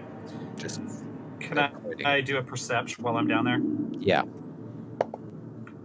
20, 20. 21. 21. Okay. So you're looking at the statues and it looks like its arm can be rotated in its socket. Oh. Like the pointing hand can be pushed down or raised up. My friends, I found something. I found something. My friends. Emma will join you. Can I search the room? Stone coming look for any there. secret? You see, look at the arm. Oh. Yep, I'll roll your plus 11 expert stone cutting. Nothing beyond what Arconis has seen. It Should I? looks as though the arm could be manipulated. Oh, why don't you? Wait, one moment, please. I think that's a capital idea. And I step back into the other hall. Good idea, Pimmer. You want me to? I'm always you want me to- impressed with your bravery. Oh, I should. Oh, okay. If that's what you think is best. Oh, absolutely. Okay, so Pima will rotate the arm. All right, so you grab the arm of the statue pointing at the one to the west, and you just point it down, and it locks into place. Nothing happens. All right. Oh, well. The other one Perhaps is it's still some kind of. pointing. Yes, there's another one. Maybe there's a similar mechanism on that one. I'll wait. Oh, you want me to do that one? Well, I mean, someone should, don't you think? No, yep, you're probably right. I'll watch from sure. here. Oh, Yes. Okay, thanks. You're welcome. Thank you. Thank you, Pip. You're welcome. So she'll go over and do the second. If there's a similar arm on the other statue, she'll manipulate that one as well. The other one's pointing at now a statue that has its arm by its side. You push it down. All of a sudden, you hear deeper in the chamber a sound of like, and then in the floor, you didn't notice anything different. Oh, no. Like a hole opens in the floor, and a little pedestal rises up with a ruby on it in the shape of a scarab beetle. Oh, wow. Oh. Pima's eyes light up in the ruby. Abadar provides! Abadar provides! She gets up real close to it. Maybe she pulls a sandbag out just to approximate its weight. And then tips it over and takes the ruby. Feel good. You turn around here. Shafunk! Statues wake up. No. You have the ruby. I found the ruby. Oh, teamwork. Okay, great. I'll pocket that. I will give it to Arconis because I know he appreciates the finer things. Oh, and, it's so beautifully cut. Oh. And she also knows that as a man of the cloth, he will be willing to split the profit evenly with the entire party. Oh, that would be according to Abadar's plan. Indeed, yes. Great, cool. Great. All right, so you guys go meet up with Ecthelion, who is by what looks like the only other door in this whole place. To the south of Ecthelion, the ruins have completely collapsed. Maybe once the sanctum went deeper to the south, but now it's just all rubble. And you don't see anything beyond. You don't feel any wind. So even if there is a way through, it would take probably months to climb through that. Before you, though, stands a double door, and there are no doorknobs or handles or anything. There are no keyholes. It's completely smooth with the exception of two things. You see a hole in the shape of a small beetle. Nice. And then on the other side, you see a slit about yay wide. I don't know, about 5 or 6 inches wide. The gem was cut like a beetle shape, or no? Yeah, Is it similar shape? Scarabs. Yeah. Oh, ooh, look! Oh, I think it might fit. Great. So you But what put it about in- this other slot? Well, I'm not ready to give away my Right. gem yet. But, have we found an item that would fit in that other slot? Whoa! Did we find another item? I don't think No, The I dagger. don't The think dagger. so. Oh, we don't know about it. Oh, but we don't know about that. Good job. We have this key, but we lack a second key. Perhaps we should investigate carefully the entire area. Step back. Step away from the door. Oh. All right. Okay. He walks slowly up, looking at you as he passes. Sidelong glances. Reaches into his belt. Stops, turns, looks at you again. Turns back around. Pulls out this dagger, puts it up in front of him, and sees if it fits in the slot. Where'd you get that dagger? You stick it in and just before you even get it halfway in, it feels like it pulls itself in. You know, sticks in all the way up to the hilt and just starts glowing blue. You missed it. Back there. Walked right by it. It was just on the ground. You, Takes a you step didn't back. you didn't tell us about it. You never said anything. You know, maybe I should have had 2 cups of coffee this morning because it's certainly helping your perception skills today.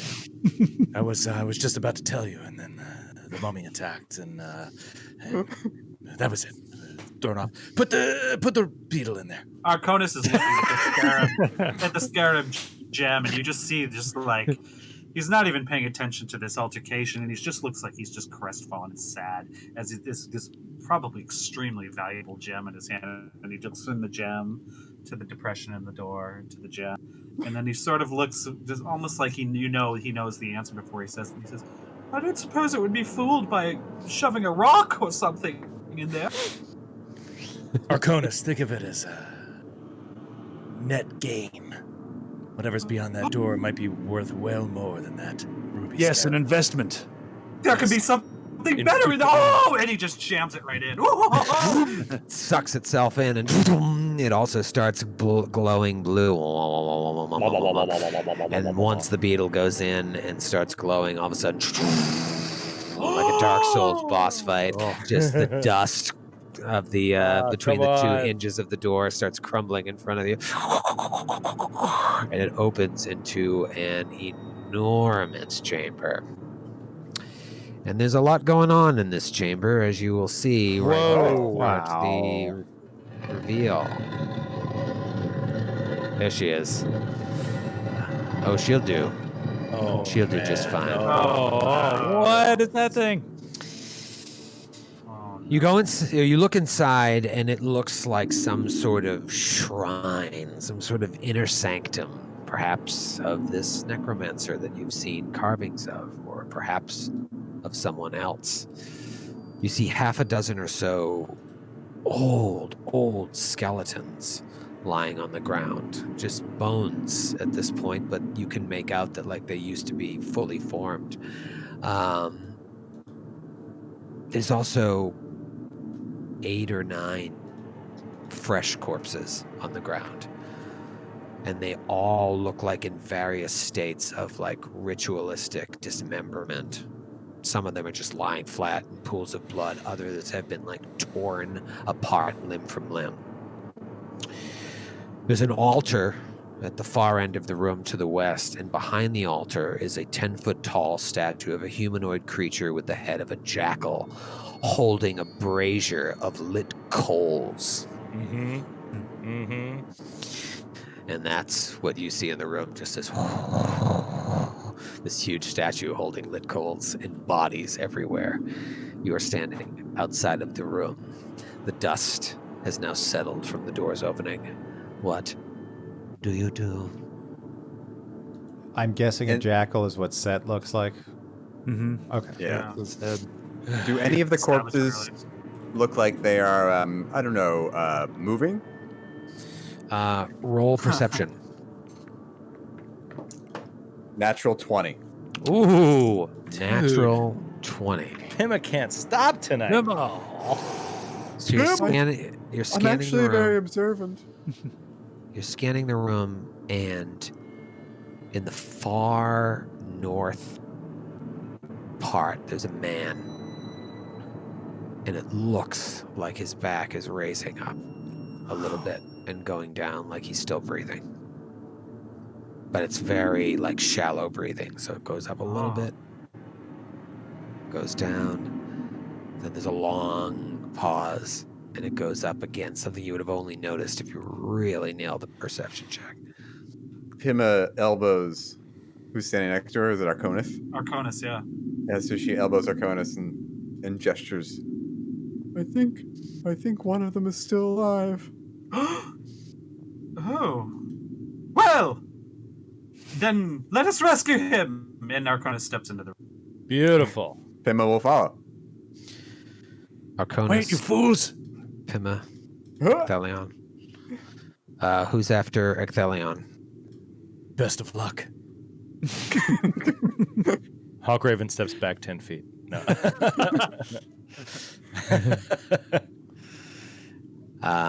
So Pima. Look at Nero. Get your ass up there, Grant. God damn it. Okay. You're all in my way. Do you have precise shot, don't you? Or does that not even necessary in 2E? There is no precise shot. Then stop complaining, Joe.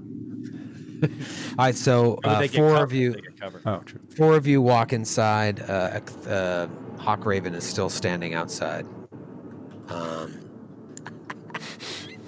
What do? You're just standing at the entrance to this room. I close Oh, I'm the door gonna walk over to the and pull out to the dude. ruby and the dagger, and then leave. I'm gonna try and move all the way over to here if I can. All right, so Arconus will cross the room over to The body. man who appears to be breathing. What does Pima Pima will escort him. escort him? Um, Ecthelion?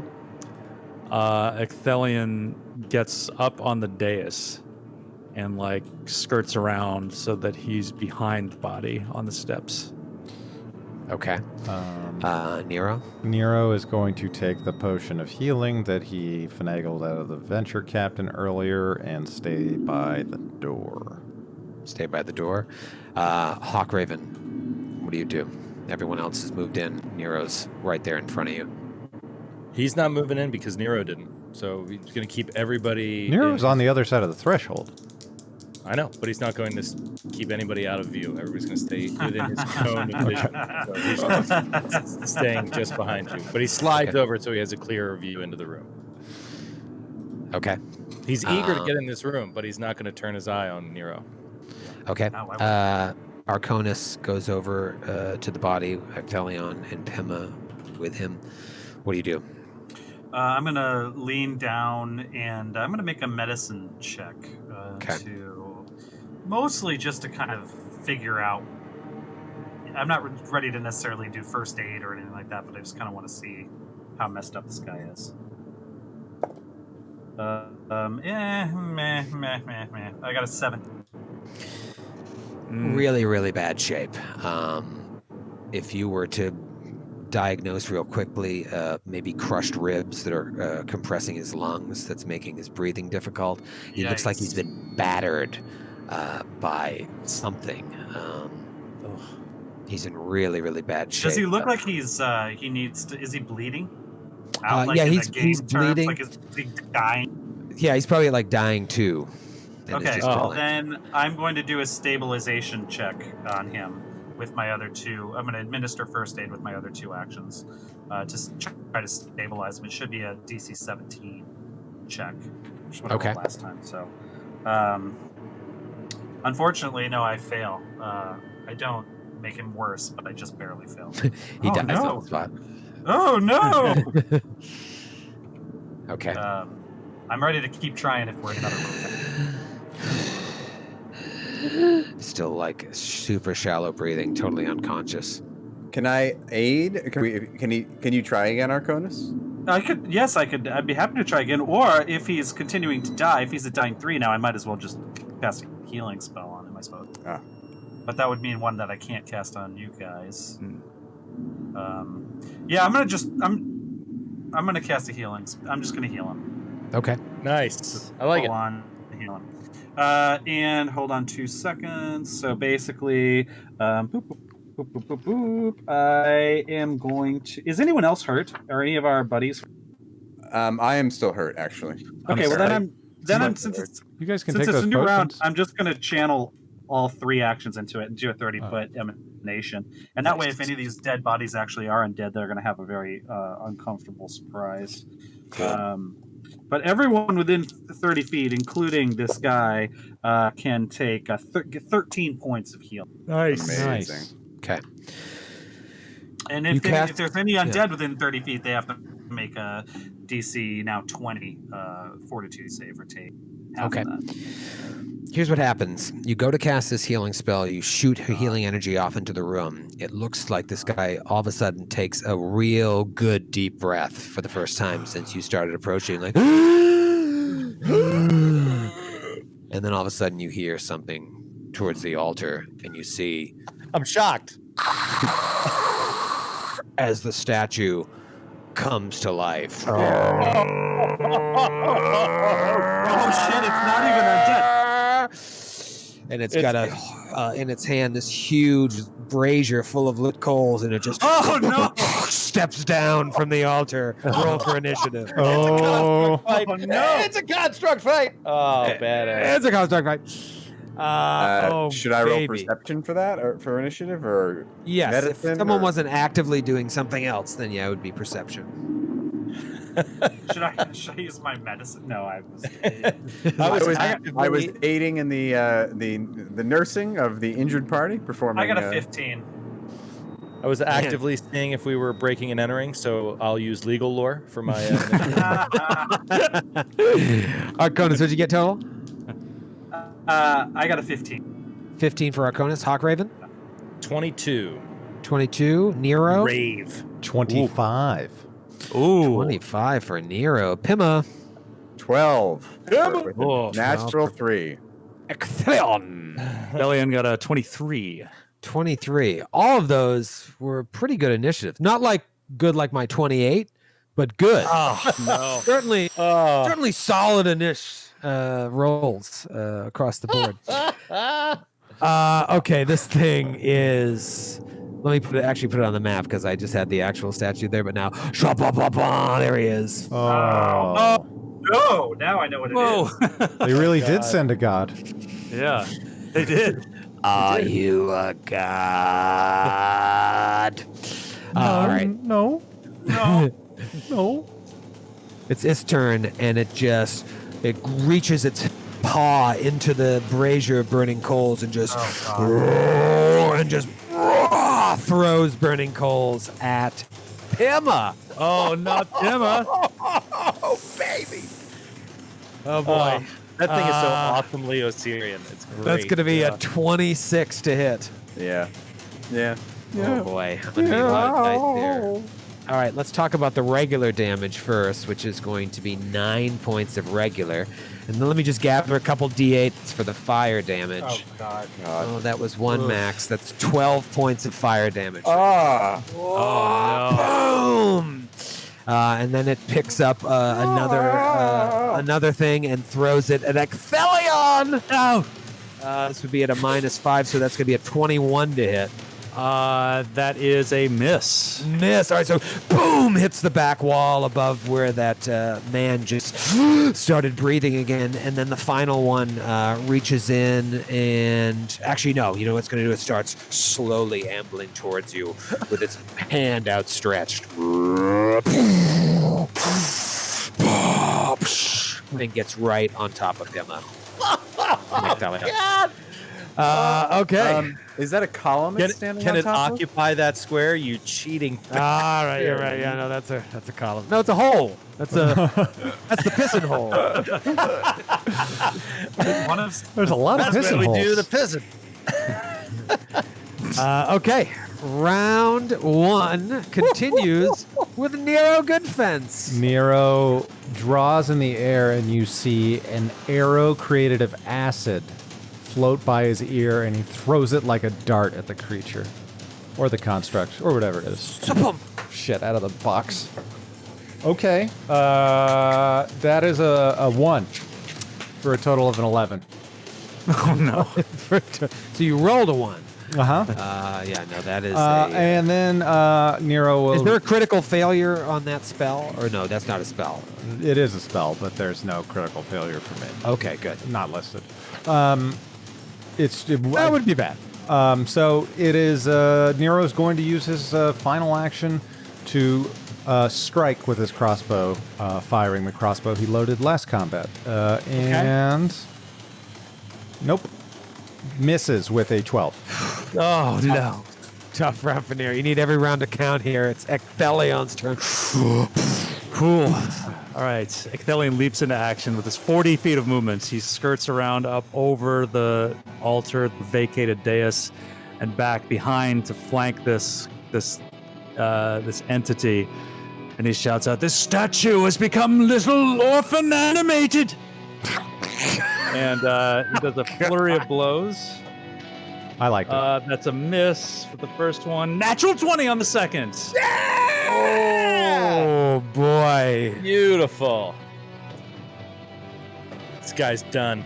Done. That is 22 points of damage. Okay, you see, as you would assume, it has some sort of armor that is protecting it. So you do some damage to the armor, but not all of it gets through. Okay. You said 22? Yep. And then I'll do one final attack. My lowest bonus and miss. All right, still a solid round, though. You were able to strike it. Yeah. It is now Hawkraven Eaglecrow's turn. Hawkraven, you are outside the door. What are we doing for recall knowledge on this? What's constructs? Construct would be dungeoneering. Arcana. It was Arcana. Arcana. In 1E. Yeah, Arcana would work. Okay. Quick recall knowledge. Arcana. 17. 17, just barely made it. Is there something specifically you'd like to know? Well, you said that it has a resistance of some kind. Yes. You want to know more about that? Is it hardness?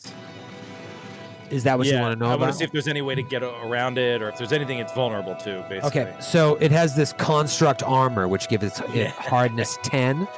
This is, just another amazing thing about Pathfinder 2e, this construct armor. And we've dealt with it in Emerald Spire a little bit, right? Yep, we did. And I was so excited about it and went off about it. It's great. So the hardness reduces any damage it takes by its hardness. So that 22 points of damage only took 12 points of damage. Once the statue is reduced to less than half its hit points, or when hit by a crit, actually, which is what Skid did. Oh, snap. Oh, wow. The construct armor broke, and its AC goes down by 4 now. Oh my god, that's Whoa, amazing. huge! And that Skid's is not even huge. here to say it. Yeah, He was so angry at Troy. When he comes back, we'll tell him I broke the construct armor. Right, He'll never know. You wouldn't believe it. Guess what Joe did. All right, so on that hit, he broke the damage. So now it doesn't have any hardness. Huge, and its AC is much lower. Yeah. So then, second action, I will hunt prey. And then last action, I'll take 2 shots. And I can add these together to get over the hardness if I can manage to hit both. Doesn't have hardness anymore. The construct armor is the hardness gone. is completely gone. Yeah. Skid, we've misread a rule. Your crit broke it's essentially its DR for the rest of the encounter. Oh, that's amazing. That's With awesome. construct armor, you have to either chip away until it gets to half HP and then it breaks and its AC goes away and the hardness goes away, or a crit, it breaks automatically. Oh, that's phenomenal. I love that rule. That's really great. cool. All right, so 2 shots incoming. First shot is a 22 and passes the flat check. That's a hit. Hit. Okay, so that is What's the flat check for? because it's low light and I'm a human, so it's concealed to me. But isn't it got a glowing brazier and fire and stuff holding on to it? Yeah, it was throwing glow And and that's for stuff. Troy to say if it's like bright enough that you can't miss it with. Yeah, little Yeah, I would shots. say it's still dim. It's kind of brimming around its chest. So it really only affects Joe, and anything we can do to handicap him is. I think that's fair. I get it. Yeah. Talk to me about damage, O'Brien. I'm going to do a second shot first because they add together. So, but then the second shot misses, so it's a total of 11 points of damage.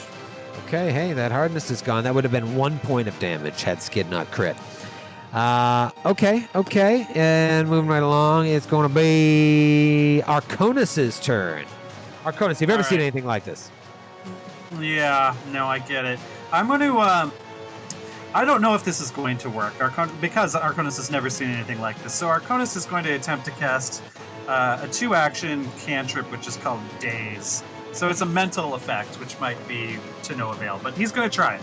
So ordinarily that would mean a basic will save DC 20 if it's susceptible to mental attack.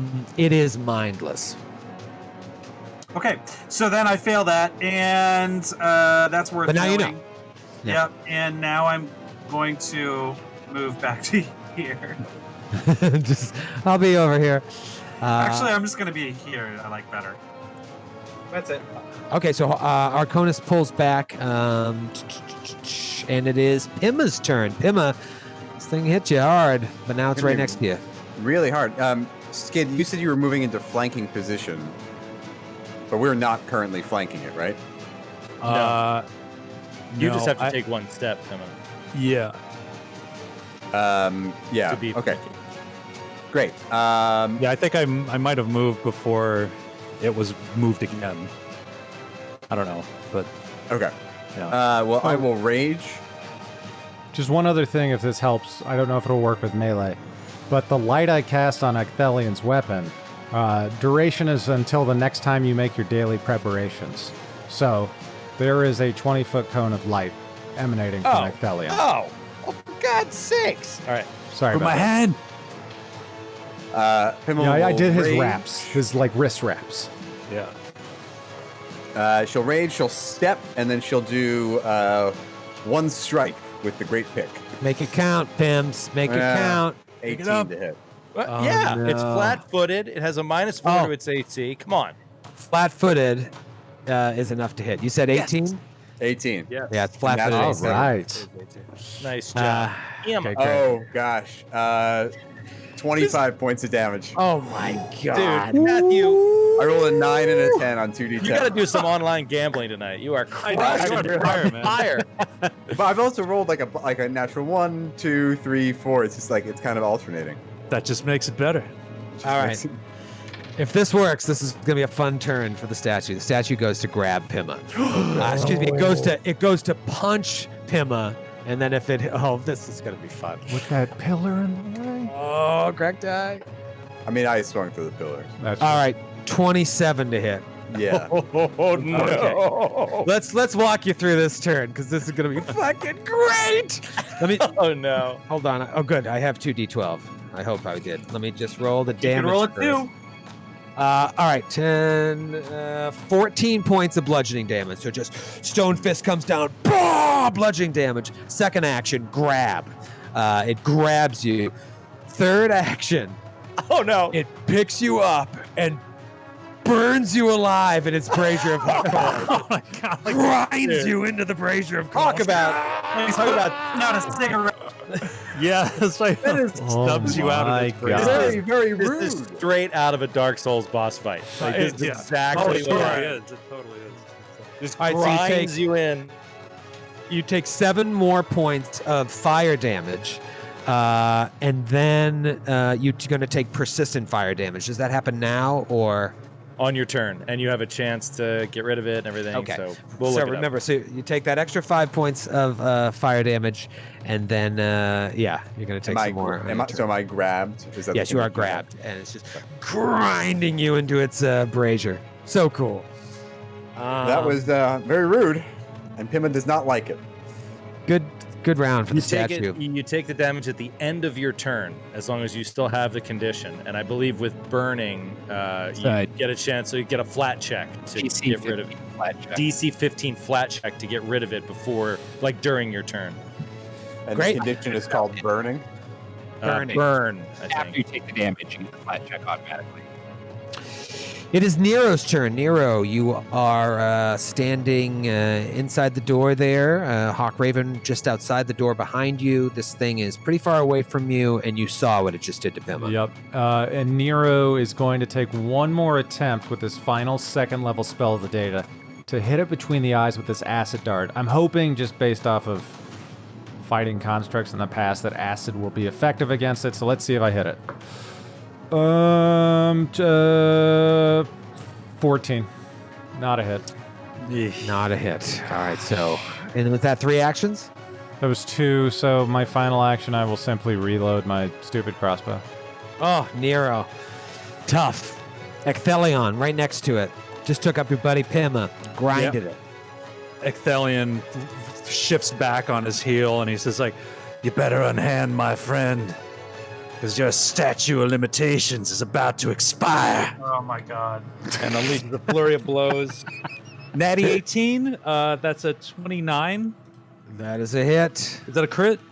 29 while it's flat-footed.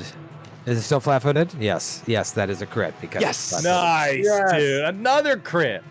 Its AC goes down by another 4. Amazing. 20 points of damage. God, I'm assuming these can be crit. So yeah, huge hit. Okay. Second flurry. Beastly. 19 to hit. To hit. 19 hits while it's flat-footed, yep. Okay. Really wish it had the hardness. That's 10 points of damage. Okay. Second action, third attack.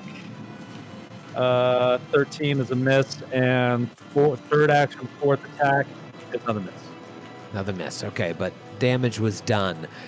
Hawk Raven, what do you do? Hawk Raven's gonna keep up the pressure, so I'm just gonna do all right, I'm gonna do one shot at my highest bonus. It's 16. 16 now. Now, where it's flat-footed, is it flat-footed to everyone when they're flanked, or just to the people that are flanking it? I the never people know this flanking. rule. Just the people. It's just the flanking. people. Just that's what I thought. Okay. Still wouldn't have hit, but I was just curious. Yeah, this sucks. All right, and then I'll fire twice. I'm not taking any flat check penalties anymore. I'm not doing it, Troy. It's your funeral. It's your funeral. That's a 19 to hit. 19 is a miss. Really, with a -4 to its AC, that misses. Yeah. Well, it was a 24, and it went to a 20. Damn. And then third attack misses. Okay. Miss. Yeah, they're hitting it with an 18 because they're flanking it. But yeah, you Right. need to hit at least 20. All right. Arconus Severith. Arconus, a bead of sweat kind of rolls down his face. He looks at his friends. He looks at the construct, and he casts a spell. And you hear a familiar phrase from him, and he says, "Sanctuary, sanctuary!" And he casts sanctuary on himself. And then very smart, his very remaining smart. action, he moves right in its face. Oh, baby. Fortune favors the love bold. That's cool. Pima, you have been punched, grabbed, and ground. What do you do? I'm assuming I can like last time I was grabbed. I can still hit it, right? Guess so. Unless somebody tells us different. Here come the cops to I know, try and of course. correct us on that rule. Right when it's my turn. Yeah, of course. Uh, Of course. Okay. Matthew, actually, no, you can't use a two-handed weapon. Come on. Please come out with your hands up. Okay. I'm gonna do 3 attacks. I'm flanking it, so I might as well. Gross, but okay. Okay. First attack. 30 to hit. That's a That's crit. critical. Another crit. All right. Done, Zony. So nice to know it's over. That's fantastic, Pima. God, can't stop tonight. Yeah. Carry the 1. 43 points of damage. Oh, shit. All right, this is what Wow. you hit that thing while it's grabbing you after it just ground you out. smoking kills. A cigarette butt. And you just, what? You hit it and it just, one little crack starts spreading throughout. Crack, crack, crack, crack, crack, crack, crack. Boom! It crumbles to the ground. Yeah. But then Yes. a couple things happen in that moment. All of a sudden, all of the torches in the room start flickering. The door between Nero and Hawkraven slams down. Both of you roll a reflex save. What? No. Wait, who rolled reflex save? No, The people by the door. Nero and Hawkraven. 23. 23, 20. Hawkraven? 22. Okay. You both succeed as the door slams down, but let's see which way you roll. It really matters for Hawkraven. Hawkraven, you're going to roll into the room or are you going to roll away from it? Roll a d6. All right, Random. I'm going to roll away from it. roll a d8. You don't get to choose. It's a reaction. Okay. If you roll a 1 I mean, that is or an 8, Okay. 1. you roll a 1? Yeah. Yeah, you're in the room. I mean, that's not only preposterous, but also bad story. But you're just like, you roll into the room. The door. Here's the As door you coming get down in it, front of me. I'm gonna dive under it real fast. Well, at least we're not separated now. You don't want to be. Yeah. You don't want Yeah, to you got to finish the job killing us. Look, I'm stuck in here with these murderers. The lights start flickering. Start flickering, and then all of a sudden, smoke starts shooting up from the pistols. No, from the where the statue was once standing. Smoke starts shooting up. The ground starts shaking, and then a demon appears. Oh, this thing that looks like an ape with like elk ram horns coming off of it. It's got a gray chest, hooved feet. I mean, it's huge. It looks like it's the same size as the statue, but it's actually larger. It looks at all of you. Looks at all of you and it says, Who was the greater fool?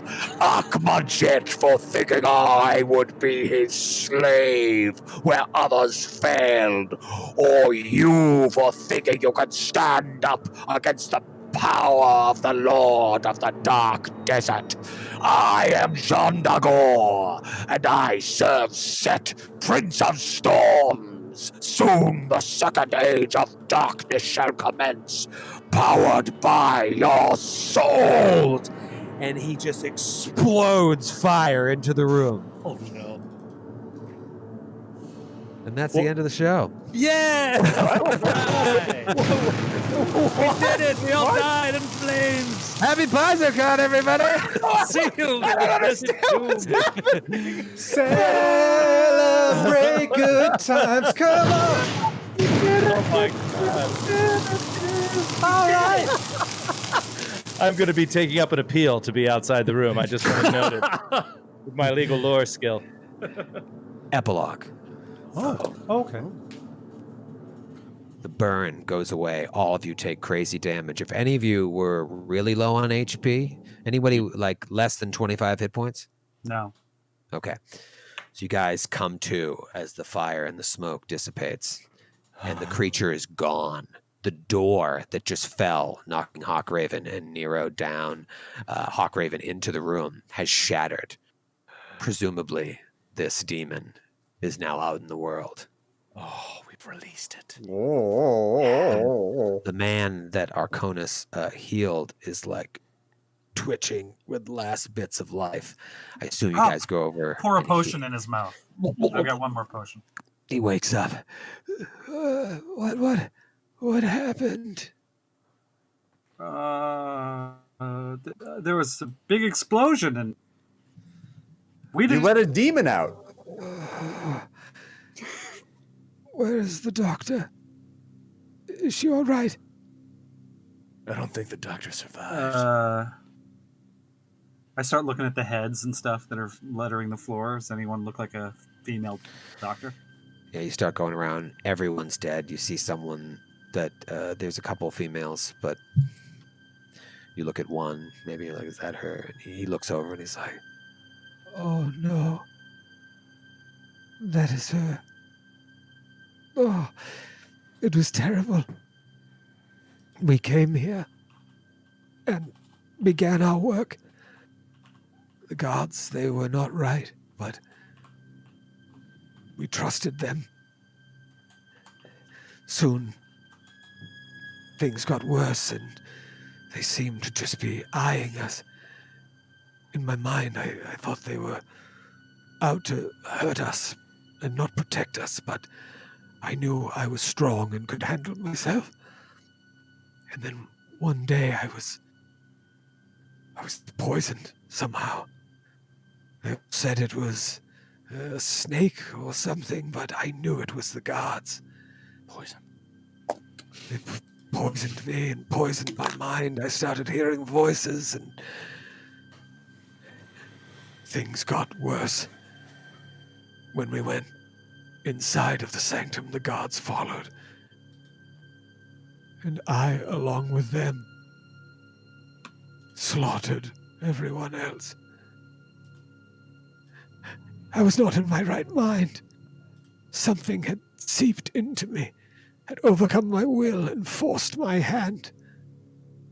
And then that creature that just appeared came and finished the job. Somehow he left me alive.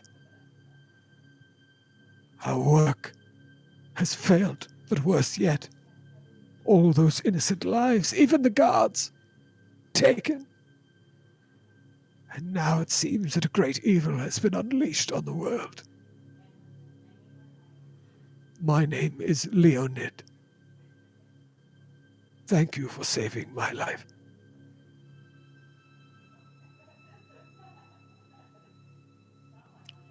And Icthelion kind of stares as he watches him say these words. He like looks up and like off into the distance. He says, "Clearly, my ill-advised attempt to salvage these filthy miscreants has unleashed a greater evil into the world. I shall redevote myself from this moment to their utter destruction. I will have my revenge." He said, destruction of what? Where are your parents? My parents died when I was but a child. Oh my no! No! Icthelion turns with a sinister look in his eye, and we black out.